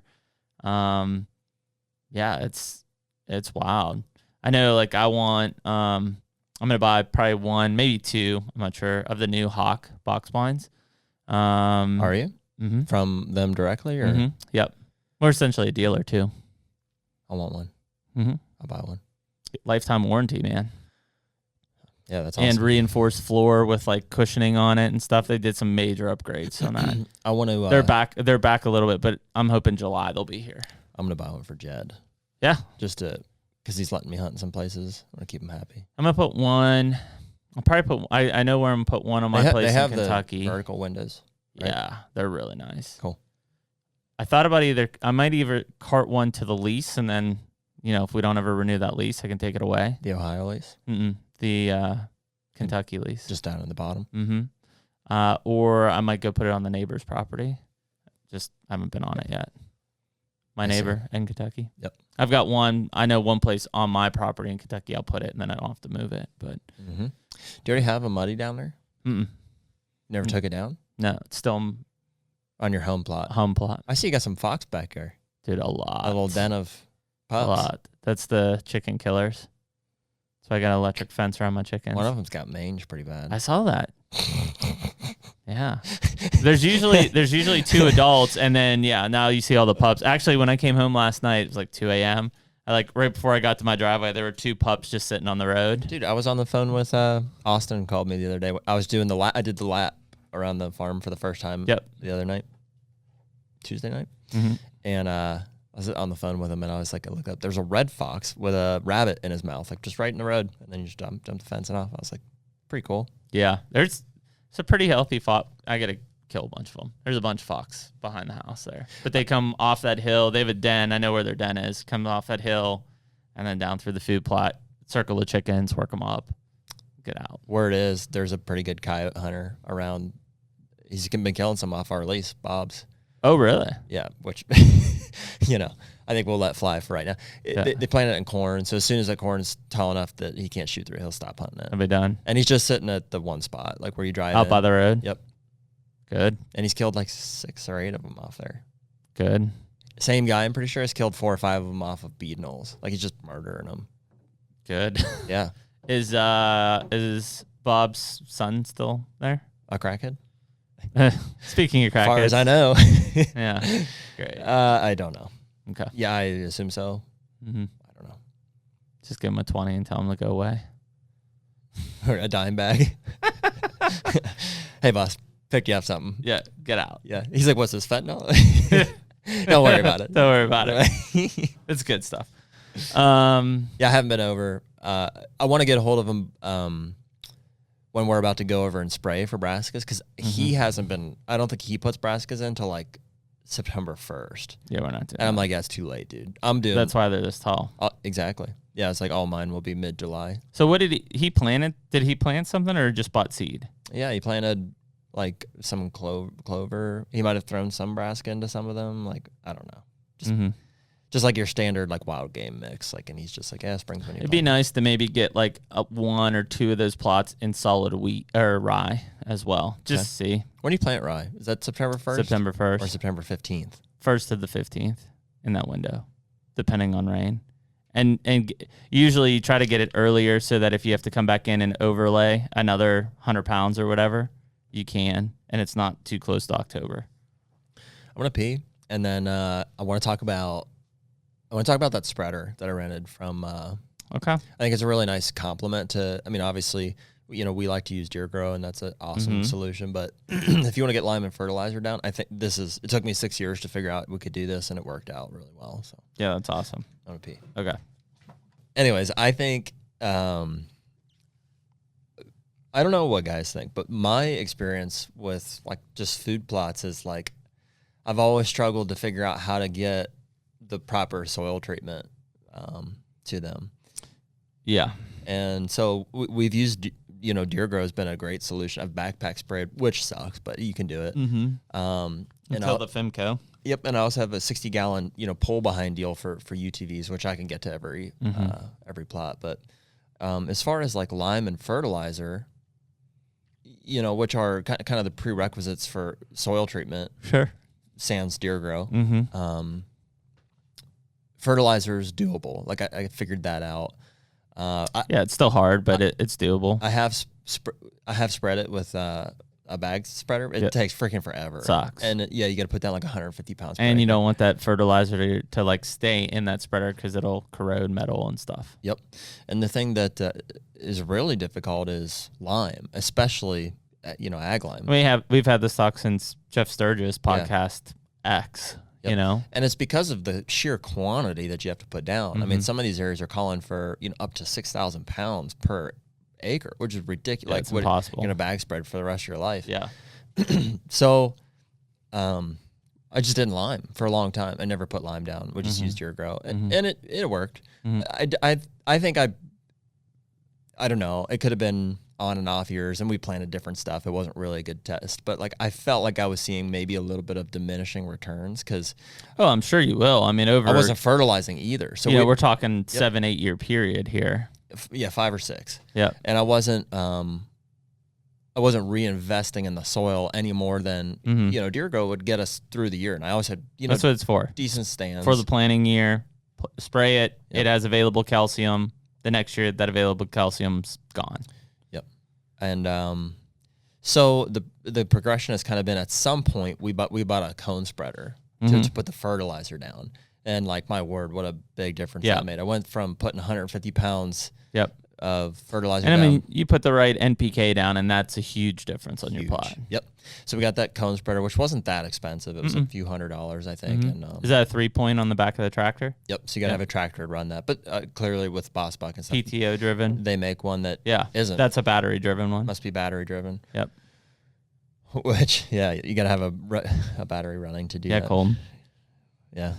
We so that the cone spreader made a big difference. And then I think 2-3 years ago, I got a hold of a guy.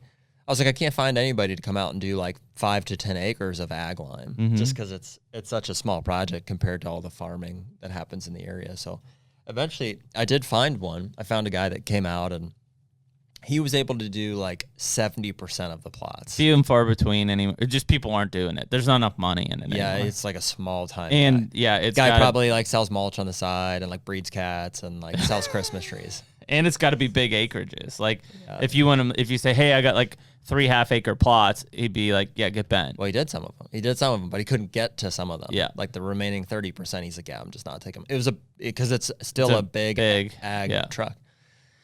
So, that was good for, I was like, cool, that's better than nothing. And that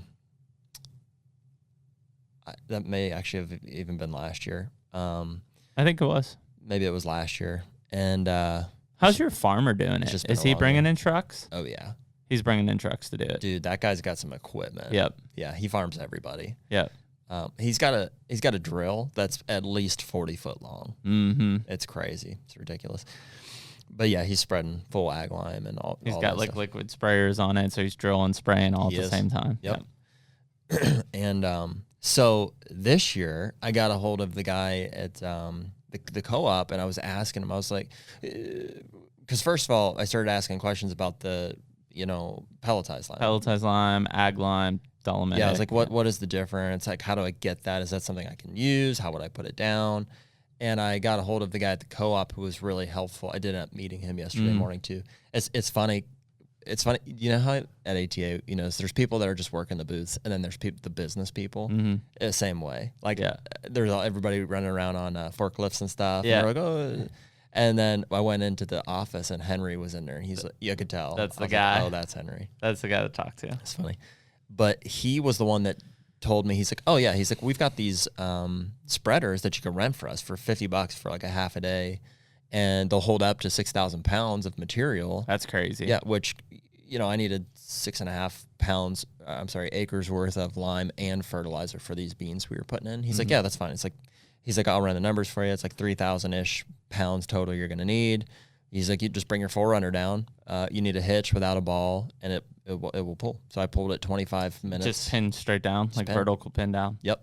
No ball. Right. No balls. No. And so I was like, man, that's perfect. That's exactly what I needed. So like I said, most of my plots have been limed in the past, so I only had to do and a these lot of your ones. plots are pretty easier to get to than most. Yeah. Yeah. Probably. Pretty navigable. And so it worked great. We just picked that thing up. Hook that to the tractor. And I was able to put down all the lime and fertilizer that I needed. Yeah, Is it like battery operated? No, it's PTO. Oh, really? Yes, PTO. So it's got a Giant cart hooked up to the PTO of the tractor. Yep. It's got the hitch, Yep. and then it's got a PTO, and then on the back there's like a lever that opens it, and there's a rope that actually goes up into the tractor cabin, and you just pull it from there to like lock it and unlock it. So it's always PTO. Like PTO's always spinning. You're not shutting it off and on like a mower or something like that. Yeah. Mm-hmm. Yeah. It's a pretty basic. And then just open it up when you're ready. Yeah, And pretty basic thing, and it worked amazing. yeah, that's It's awesome. really cool.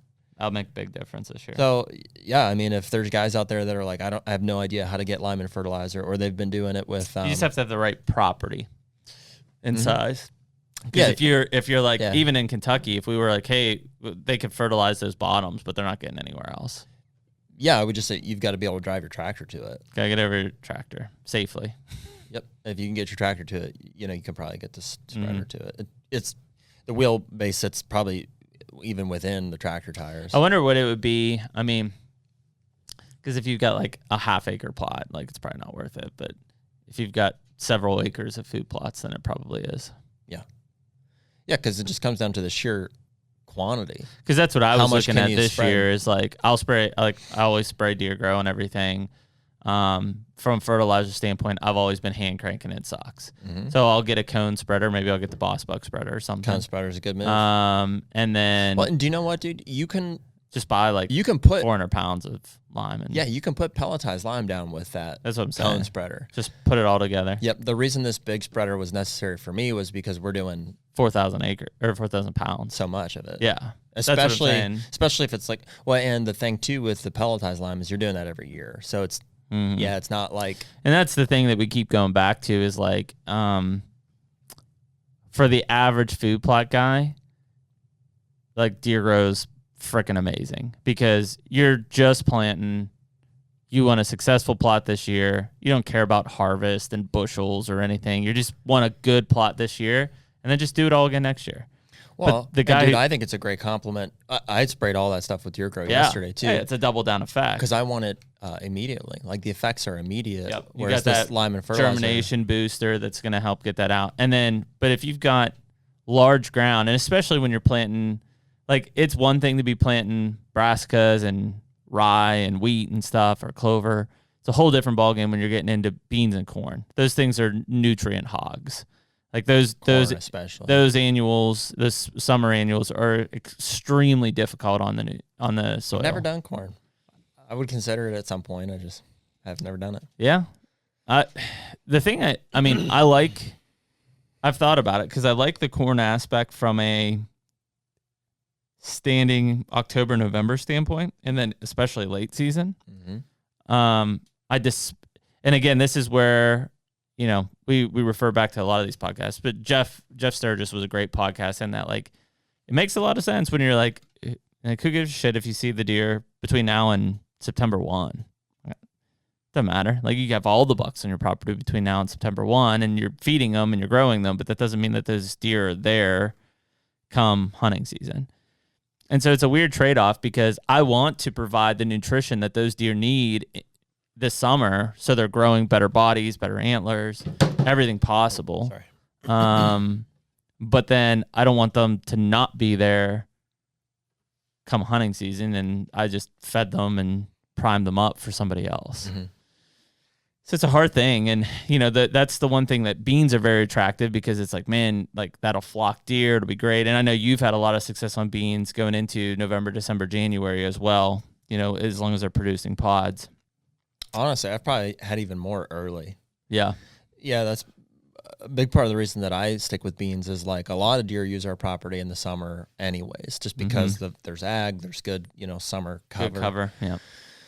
So, and typically I don't see them move off until, early mid-October. Like they hang around for a bit.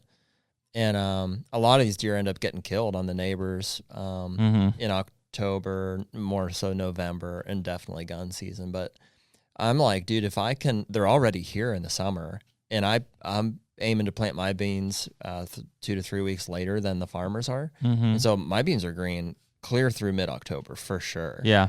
And I think I can hold a lot of them and kill them, the first 2 weeks of the season, which is, I think, my best bet. But then the rest of my smaller plots are all going to be geared towards October, November. Yeah. And then once that time passes, I'm still going to have a lot of standing beans for December, January, February. And beans are easier to grow than corn for sure. I think so. And Yeah. depending on the scale, like if you're planting a 2.5 acre plot, then they're not hard to one grow. of the That's same. for sure. But if it's a smaller plot, like if you're like, hey, I got a half acre, like I'd love to plant something in the summer, and potentially have that go into October, November. Corn's probably not the way to go. Yeah. Because deer are pretty heavy, even though like once it gets to about a foot tall or so, like they're not going to really screw with it too much. But like in that early seedling stage, those deer hammer corn pretty hard. I've heard of some insects giving trouble with corn as well. Yeah. So if you're in any of the cicada, brood X. There's another one that goes. Remember, Grant was having issues with those bugs going and just like clip it off when they're really. Oh, that was the what's the caterpillar worm? It's one of those. It's like a caterpillar, something like that, like a silkworm or something. Okay. Yeah, but it was going in and clipping straight out. Well, dude, here's the process for beans. If you're gonna plant, have you planted beans before? Yep. Had pretty good luck with them, or growing? Yeah, not too bad. Some of mine were too small, so they got hammered. Like they grew, but then the deer just were too small. Freaking mauled them. Mine still seem to get up pretty good as long as I've got an acre and a half. Yeah, I've planted a lot of half acres. They get crushed. I did save. I've probably got like 35 pounds of beans. There's 50 pounds to the acre. I've got like 75 pounds of beans that I just held on to because I think try to layer them in early or something. Yeah, I was just gonna spread them like when I put Braskas or There's a lot of mixes out there that have been trying to do that. You keep that soil temperature up long enough and get some rain. It'll grow. I don't know if it'll bring green leaves later. I'm not looking for pods. Yeah, I'm green just leaves. Purely looking if they get that tall. It's just that strategy that we talked about even with Jeff on the rye side. It's like if you layer that rye, like let's say the first one goes in September 15th or September 1st, then maybe September 15th, then maybe October 1st at the latest. You've got 3 different stages of growth and attractiveness to those deer, even though it's the same planting. And so, if you've got 2 acres of beans that have pods produced and are green, at some point as they hit maturity, that crude protein goes and the attractiveness goes from a palatability standpoint. But then you can go in a Braska plot and layer in beans. And again, like you said, I'm not looking to pot them out. I'm just looking to have, high quality young nutrition that they could consume when they're not eating the brassicas in September, October. Yeah. Late October, maybe. Well, here's the process that's worked really well for me that if anybody's going to try to plant beans, here's what I recommend. We spray first with glyphosate. I hit it at 3 quarts per acre. Mm-hmm. So there's 4 quarts in a gallon. They're 2.5 gallon deals. Mm-hmm. So do your math. 3 quarts per acre, Mm-hmm. not necessarily a water ratio. Sure. Literally for me, it's my sprayer at roughly 5 miles an hour. We'll put down, and this is at Fimco, 60 gallon pull behind. 15. We'll put down roughly 15 to 17 gallons per acre. Yeah, of solution. Of liquid. Yep. And so as a part of that, I mix in my 3 gallons per acre. Mm-hmm. So if I'm going to go do 1 acre food plot, I'm going to do 3 quarts of glyphosate and, whatever the balance of water. 15 16 gallons change. of water. Yep. And nuke it. Yep. And that'll nuke it completely. And I try to do that 2 to 3 weeks before I turn it over or plant it. So after that time, 2-3 weeks, we'll go in and disc everything. I just run a disc over it, which, for beans, I think you definitely have to, especially if you're going to broadcast. The alternative would be drilling. If you're listening to this, you probably don't have less access to a drill than you do a disc. Yep. Or anything that's going to turn the soil over. Yep. So 2 to 3 weeks after spraying, we turn the soil over. And then the same day, or in our case, because the disking takes so long, I did it the next day. So I had Dad disc everything on Tuesday. And then we went in yesterday with everything disked. It had been killed. It's been disked at this point. I start with seed because I don't want any tire tracks pressing anything in yet. So I start with seed and I bag seed everything. This is all of our beans. Yep. It's 50 pounds to the acre. I use that real world wildlife Gen 2 bean. Yep. I've had some really good luck with. And for pod production and staying green, it's been solid. So I put all the seed down, and then Dad followed me up with the spreader, whether it's cone spreader for just whatever, or the pull behind deal. And we put all that down. So I've got exposed soil with gaps in it, taking in seed, fertilizer, pelletized lime in this case. Because all that stuff you want covered, yeah, like at least a half an inch. Yeah, I mean, a lot of people put their fertilizer out and leave it on the ground. Like that wastes a lot of the actual value of seed that too, man. fertilizer. I noticed when we turned it over the other day, those birds were on it like a hawk. Yeah. Literally. Yeah. Yeah. It was a lot of blackbirds and stuff just swarming, trying to get at those beans and stuff. So we want to make sure that they're covered. So spray, turnover, seed, lime fertilizer or fertilizer, however you're doing that. Just get it into the worked soil. Yep. And then call to pack. Yep. Call to pack everything. And then deer grow everything. Are you pulling a call to packer? Or are you just running over it? No, we got a call to packer. 6 footer? Yeah, it's a 6. Yeah, 5 Makes or 6 a world footer. of difference. Seed to soil contact is everything. 100%. Yeah, if you don't have an actual call to packer, you got to run over. That's what I did. Like when we planted a little plot behind the house, that alfalfa plot, which is starting to come up. We just need rain bad, but I just ran over it with the Ranger and just tried to pack everything down as much as I could. That'll do it.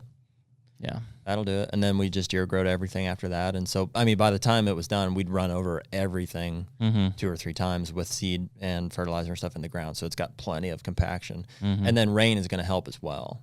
So there's still going to be some gaps in the soil. But when you get that rain, obviously try to plan for a rain shortly after. Yeah. That'll seal it. Yes. That'll be perfect. And it's going to rain today too, a lot. Yeah. And then, so I won't even look at those plots for... You'll get germination probably in the first 7 days. For sure. 4 to 6 weeks from now. So these are all Roundup ready beans. We'll go out and I'll plan on spraying those again. How much glyphosate you putting down? Same amount or I think a little less, probably 2 quarts. 2 quarts per acre. I was gonna say, probably don't use maybe even less. I don't know. Mix. I'm actually gonna have to remind myself of that. Do you spray them all, or do you look at a plot and you're like, I don't have to worry about that one? I prefer not to spray them if I can help it. Yeah. Just from tire tracks. Yep, and and that's just everything. because I hate running over Yeah, stuff. I agree. If I had a giant sprayer like an ag, that's why it works for them. Yep. And the nice part about that is I'll if you do do boost at spray the it, same time. do boost in the same tank. Yeah. So you're just covering it both and get that metabolism of that plant to process that. Because even though they're Roundup ready, like you'll see a lot of guys, and that's why I asked about rate is I see a lot of guys with Roundup ready beans and it'll just be yellow. And it's just because they either had too much of a dose and or they weren't going fast enough, thus applying more glyphosate. And that plant still has to metabolize that chemical through. Like even though it's Roundup ready, like if you put a higher concentration of Roundup down, or you're too slow and you put too much Roundup down, it'll turn yellow. It'll yellow flash is what they call it. Yeah. And so when you put Deer Grow's Plot Boost in that tank, when it hits the plant with the glyphosate, is it helps that plant's metabolism system increase. And so it processes that chemical faster so that plant can essentially start to focus more on nutrients while all the other plants are screwed. So yeah, it's nice to be able to just drop that in the same tank. Yeah. So that'll be July. And then, dude, before you know it, you're planting brassicas and Well, it'll be the same time. Probably whenever I go spray the beans, spray for brassicas. we'll kill everything else. Yep, and get it ready, and then you kill a big buck off it. Is how it should that's work. the plan. Yeah, That's the plan. Yeah, it's crazy how that all, it's a system, to get it down. And it's one of those things that you start to get into it and it's not that you know that it does or doesn't work, but you have to question it at some point. You're just like, strategy year to year. It's like, okay, do I plant 7 acres of beans? Do I not plant beans? Do I plant corn? Do I plant, do I just plant a little bit of beans because there's so much around me and then focus all on fall plots? Like, it's just a chess match back and forth. I'm still struggling with what that fall plot mixture should look like. Like I've got some oats at the house. I got 150 pounds just because I had them. I plan on buying some rye. I've got enough brassicas probably to plant the whole thing, but I don't think you can do them together. Yeah, it's I think brassicas are going to shade out anything that you try to plant with it. well, and again, like I've not had bad luck with brassicas. In fact, from a food plot Me neither. Aesthetic standpoint, like when I plant brassicas, it looks like a great food plot. Yeah.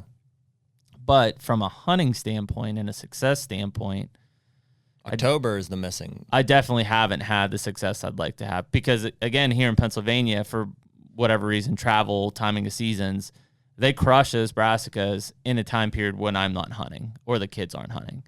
And by the time the kids start hunting again, which is usually first day of rifle, they're gone. And I'm not saying that's for everybody, but like my 1/4 acre and 1/2 acre plots are mowed at that point. It's stems. Yeah. They do crush them. And again, like you said, we're missing that entire 30 days of October. Like the bulk of archery season is like there's not a deer in that food plot, and if they are, they're just passing through. They're not eating. Yeah.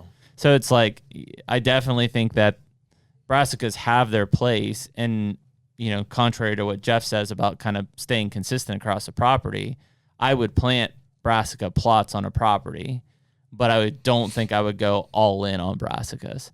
Because I definitely think if you're a bow hunter, you're missing the majority of the hunting season for an attractiveness on a food plot at least. Whether that's leaving beans standing or corn standing or planting oats, wheat, rye, whatever. I think you need clover. You need something in October that is going to pull deer in, and brassicas aren't it. Yeah. It's no knock to brassicas. I love them. They're probably my favorite food plot to plant from a nutritional and attractive standpoint, but that's mid-November and on. Yeah. Early at the earliest, but even that, like last year specifically, November 1st to the 5th or 6th, we hunted, I think, every day behind the house on that brassica plot, and it was awesome looking, and not a damn deer came into that plot. And it wasn't because they weren't moving, it's just because they didn't care. They weren't eating that brassica. Yeah. Yeah, I'm still torn on it. I think like my strategy for this year is like I've got so many beans. Mm-hmm. I think we ended up with close to 7.5 acres. That I think a good majority of will hold into the late season. Mm-hmm. Which there's a conversation about shed hunting too that was one of the biggest things that I noticed from the change in shed hunting from years where we did not have a solid late season food source to now when we do. It's night and day. Night and day. Keeps the bucks hanging around. It's like you can walk for days and be like, there's nothing. I can't find anything. You plant a Braska plot or something that they're hitting at the time where they're shedding. It's they're like, hanging around. Here's where they're all here. Yep. Here's this guy. But which is nice. Again, just like the bean talk, not in the hunting season though. Yep. Well, but so with those 7 acres of beans and that late season food being available, I feel like I'm not as pressured to do as many brassicas with that. So and I'm also reducing the amount of clover. I'm just going to get rid of some clover and put them into either braskas or oats or rye. Mm-hmm. Yeah, and that brings back like the perennial discussion. I mean, And we did chufa too. I did you do some quarter chufa? acre chufa plot for Dad. He wanted a turkey plot. Hammer. Yep. I like chufa a lot. In your area, I think perennials are pointless. I think there's enough clovers. Yeah. Yeah. I think pointless. Pointless. Completely. Mm-hmm. Why? I just think that between the amount of annuals that you're planting in the cool season and warm season, and in particular, leaving beans standing, that fills your gap. It seems like there's still a gap from like March, especially. Oh, there should be plenty of pods on those beans. I haven't had that. Usually they're clean. They're pretty picked. Really? In February sometime. It's damn close. Yeah. Where I would see that. That's really the only reason I'm leaving them is for March. And again, it's not a ton of nutrition value. March and April. But where I could see that filling is if you did a couple rye fields, because that rye should pop right back in February, March when it gets warmer. I would definitely consider that. Where I'm at, I have no ag. So there's a value to perennials, especially through the summertime. Agreed. And then, it comes back around. But if I do rye, like it might fill that spring a little bit better. But I'm planning, and that's what people always talk about it. I'm planning perennials, or I'm managing perennials for summer protein sources for antler, fawns, etc. Most places where they have ag, your area, Illinois, Western Kentucky, not needed. Well, so I mean, real life scenario here. I've got, where the original beans is at. Mm-hmm. That's all beans. Mm-hmm. I've got the west and the east wind. West wind's like almost a half acre. Mm-hmm. East wind's like acre and a half. Mm-hmm. East wind's currently got a full stand of clover, like mm-hmm. bang and stand of clover in it. I am for sure going to till under at least a half an acre of it. Yep. And put that into probably brassicas. Mm-hmm. I would assume if I do that, I'm going to put the west wind into oats or rye, mm-hmm. and maybe put some of these beans I have left over in it when mm-hmm. I do that. Mm-hmm. I guess the only other thing I would consider is like, should I also till under the other half of the plot in clover and do, rye? I don't think. I think in that case, your clover is your October hunting source in that plot.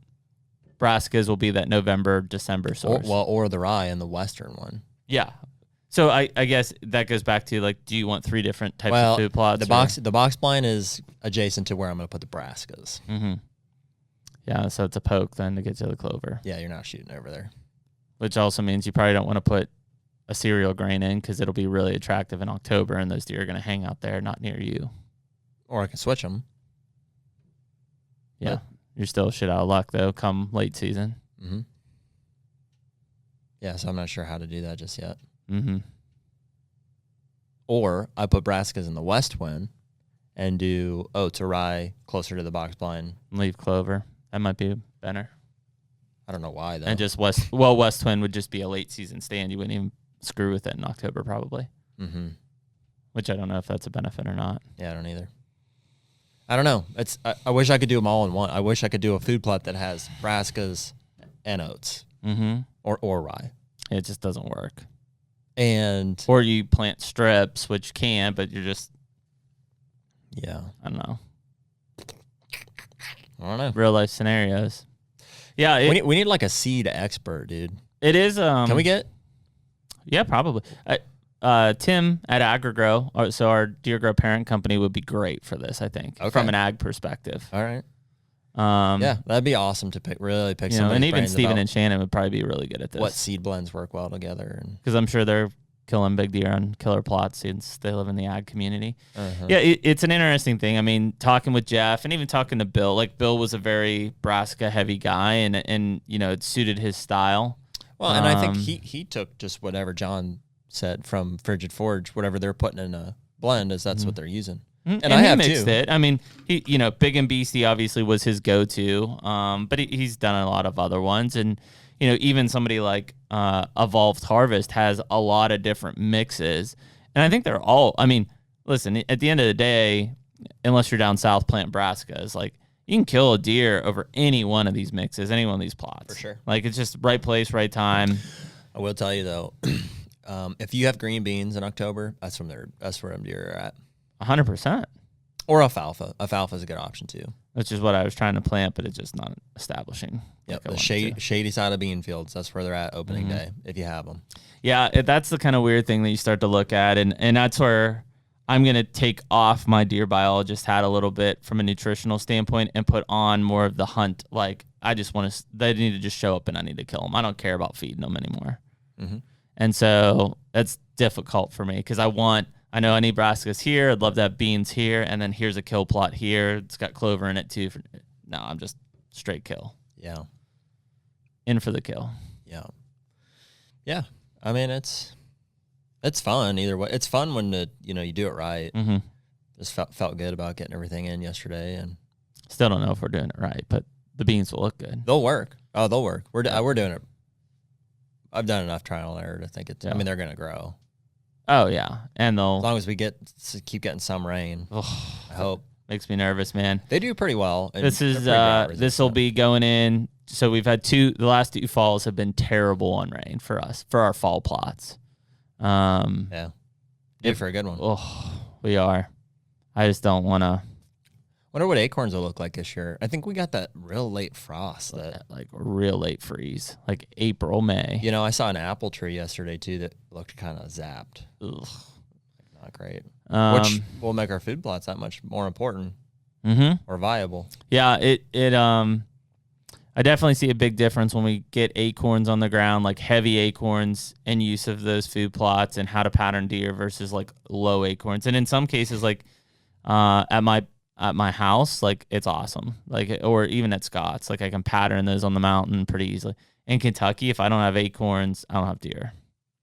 And last year was one of those years there just wasn't a lot of acorns and there just wasn't a lot of deer moving. The year before, tons of acorns, bucks all over the place. I'll be real interested to see what we get on those feeders in Kentucky. Like if they show up or not. I don't know. Big old velvet bruisers in there. That'd be pretty sick. They're in there. For sure. Maybe that's where we go after North Dakota. Right away. On the way home. Just pit stop. Just quick stop. On the way home. Yeah.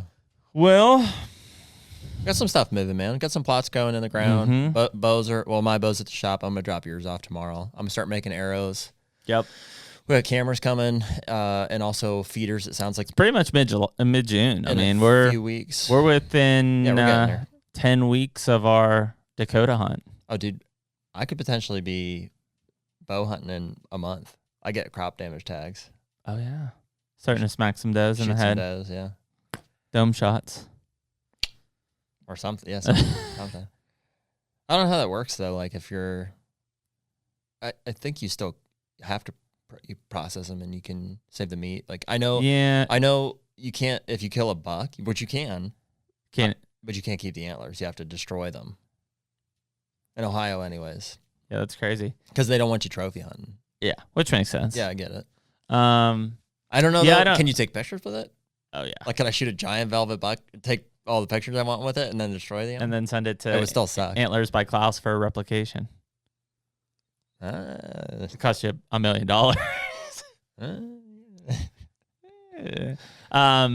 Yeah, I don't know. I know some people used to talk about like summer worms and stuff in deer. Yeah. So I'm not sure how that works. I mean, obviously you shoot one in the summer, like you best process it quick. Isn't that rabbits? You hear about that? That worms? Worms in the summer. Yeah, I got worms. I've got worms. Yeah, I think it's rabbits. You can't shoot or you can't eat them. Yeah, I would assume deer are fine. Yeah. Back straps. No worms in them back straps. Yeah. I've got mineral out. Have you been doing anything? Traveling. For deer, I mean. I have cameras. I've got minerals. You got cameras out? Yeah, I've got weeds in front of my cameras. Yeah, we got quite a few of them. Well, dude, we need a machete for Illinois for sure. Let's do a quick inventory for Illinois. For sure, a machete. Cameras and solars. Yep, all cameras. Couple different saw options. I'm gonna bring. I've got a wicked. Dude, I think they just make. Do you know who just came out with it looks like they upgraded their line as Easy Cut? You've heard of them? Yeah. Yeah, they come out with a new line of Interesting. looks like upgraded stuff. So, but anyways, I've got a wicked Yep. saw that I think works great. Yep. I'm gonna bring my big. I've got a pair of skizzers, Skizzers, yep. pole saws, but we'll Yep. bring your Heumann too because it's Yep. more packable. Extendable, yep. We'll bring We taking bikes? bikes, yeah, Rogue Ridge bikes. Take 3 of them. Okay. 3 of them. Yeah. Do you want to take one foldable? Yeah, we'll take one foldable. Let's take a and 2 very- foldable for the back. Yeah, back for of the Colton, truck. for the little guy. Oh, it's a little guy. We'll take a set of helium sticks and a saddle probably to trim and set. And then we'll probably take I some don't know if you need a saddle. You don't need a saddle yet, just your lineman's rope, muddy lineman's rope. Safe. We will probably take the we'll probably get some of those Helium XL lock-ons. So if we want to set Yeah. Oh yeah, let's bring safe lines. Let's bring full sets. We won't do safe lines. You don't want to do safe lines? I mean, we could do on our lease, I guess, not on public. Right. Just on the stands that we hang. Mm-hmm. Yeah, I think we should bring some. Okay. For Corey and your dad. Yep. I'm gonna bring a little rake. My dad will be like, "What the hell was that rope for? Hang myself?" Like, no, dude, you're supposed to tether into that thing. Yeah. Yeah. You see, dude, it's funny what people will try to do with that stuff. We'll take a little hand rake for. I want to put in some nice mock scrapes, like buck fever. some buck fever. I'm peeing in them for sure. Have those stealths and solar panels set up on them. That'd be awesome.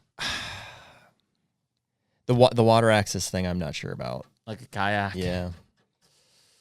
We could bring one. I have a solo vibe that we can bring. Even if we just like want to have one to like, I don't know. I would love to. Like Well, what would be cool is if like we got back in on some of those spots and we're like, hey, we just need it to get to cross here or something. Yeah. We could literally have a rope and like one person could cross, throw the rope back, pull it across. You know what I mean? Just to like cart to an island or something. What would be your reason for bringing the single as opposed to the double? Just because I think that single we could put in and just close the tailgate and just have it up. Whereas that double is 14 feet. It's going to have to have tailgate open. Transport is the thing that I'm worried about. That's what it would be. Is that double would have to be wide open tailgate, of which then shit can be falling out of the back. We need to get they make those roof racks. Like you can put it on a Subaru. For a kayak. I don't know if you can put a 14-footer on there though. I don't know. I think it's too big. I think it's heavy and will You catch think, some you think we wind. can fit a folded bike? The single kayak and, I mean, dude, if we're gonna have to figure out the double option eventually. Yeah. If we end up needing it. Just tell Marcus to drive it up from Right. Kansas. Hey, you know that kayak that's in your garage? We're gonna need that in Illinois. Yeah, I think that'll do us for the most part. We'll get cameras out on scrapes. We'll get some stands. Dude, I'm so excited, man. We're going to start seeing some big velvet bucks here. Oh, my God. Let's plan on glassing. We'll be there for 2 nights, right? We can drive around and glass some. I really wish we could have got the cabin just so that we had a understanding of what it was like, but it's booked up. It's going to be sweet. I have no. Maybe we can do a drive-by on it. Yeah, for sure. That's going to be fun, man. I'm really excited for that trip. The other thing I would like to do, just because he hasn't yet, is we'll probably drive out, I would assume, just so that we have our vehicle and we can go and do everything. Yeah. Hit that Indiana lease on the way out again. Okay. Maybe reset that camera and maybe put another one out. Yeah. There's a big buck on there. Yeah. Yeah. There's a big buck out there. Maybe let's put another camera out too, in case that was a guy that messed with it. Let's just put another one somewhere else. Wonder what they planted there this year. It looked like beans were probably in it last year, so I assume corn. Okay. Which would be nicer because I bet it keeps more people out, less trying to like cut through shit. Yeah. But that could be good. Yeah, who knows, man? There could be a big buck shows up on that, and there is a big buck on that. I guarantee it. We saw his tracks. How far is that from here? 6? 7. It's doable. It's not. I mean, you could hunt 2 people on it easily. Yeah. Yeah. I agree. There's a giant on there for sure. I bet there's a booner on there. If there's a booner on there, why the heck are we? June 10th. By the time we get to mid-November we'll have a booner on there. Mid-November is gun season. I mean, dude, before then we'll have a there's one booner on there. You could kill him on there. It's not that big of a area. I don't know how he's staying in there and moving, but there's a booner on there. We saw his tracks, dude. I have his tracks on my phone. I remember. It's a freaking giant. That's bigger than my hand was his track. Yeah, dragging a tripod between there too. I know. We're like, what's this? I thought his leg was broken. Then I was like, oh, that's the fifth. His leg was broken. That's the fifth one. Yeah, there's a giant on there. Sweet. Well, yeah, that's a good idea. We'll get that camera fixed. Maybe we'll put one of them over a scrape, like in that middle island section. Yeah, I think we need to make a couple a little bit more. Well, dude, even that little cut through that we walked like to come out. Remember how many rubs were on that little cut through, and then you kind of went one way, and Colt and I stayed on. I found pretty sure it was a buck bed in there, like that little bunch of rubs, a little swampy in there. Yeah, that there's a big buck in there. Yeah, it's a weird little spot, but and if that's corn all around it. Yes. Yeah, for sure. Cool. It'd be exciting to get a camera up and run in there, and that'd be a good trip. Just another option. When is that? Beginning of July? End of July. End July. So far away. 7 weeks. Ugh. It'll go fast. Ugh. It's gonna be hot. I'm ready to go. Well, next week we've got probably Chris Duncan from GSM coming on. So Chris will come on, talk about Muddy and Hawk. We'll get into some of the ground blinds. And, dude, the other thing I want to get, we talked about buying some of those Hawks. Ask him why all this stuff's so expensive. No. He knows. He's going to say the same thing that I just talked about. Is I'd love to get my hand on a couple of those preview ground blinds. You see those, the ones that we can see through, but like on the outside looks normal. That would be a cool aspect from filming, like on a ground blind hunt inside. Yeah. I think it'll be cool for the kids too, because they'll be able to see a hell of a lot more versus like one window that's like halfway open. Well, it'll be cool. Chris has got probably even a better knowledge of the products that they're offering. Yeah, dude, we have 7 or 8 new cell cams coming out between Muddy, Stealth, and Wild Game. Well, and so for what we're doing in Illinois, I don't know, even our Dakota hunts and stuff like this is, he may be able to say, well, have you considered this? I know. We'll say, well, no. I wish like if he wants to come hunt with us too. I'm like this close to figuring out if that base camp agent calls next week and he's like, hey man, like I saw some bucks. They're like, seem like they're just coming through this ditch here, to be like, dude, can I get you a couple cell cams and you just set them up for me? Like I'll have them ready to go. Literally just go out, put them on a tree. That'd be pretty sweet. And just have some cell cams running for muleys. I'd like that. Yeah, I wish I felt better about South Dakota right now. Like if you ask me right now, just skip to go to north. Yeah, that's probably what I would say.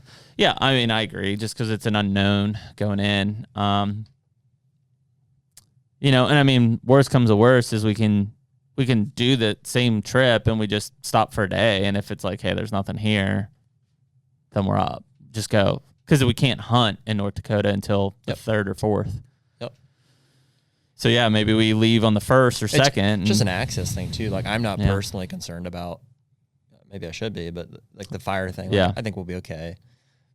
But it's the access. Like we're not gonna be able to get access to some of this ground that we thought we might with that.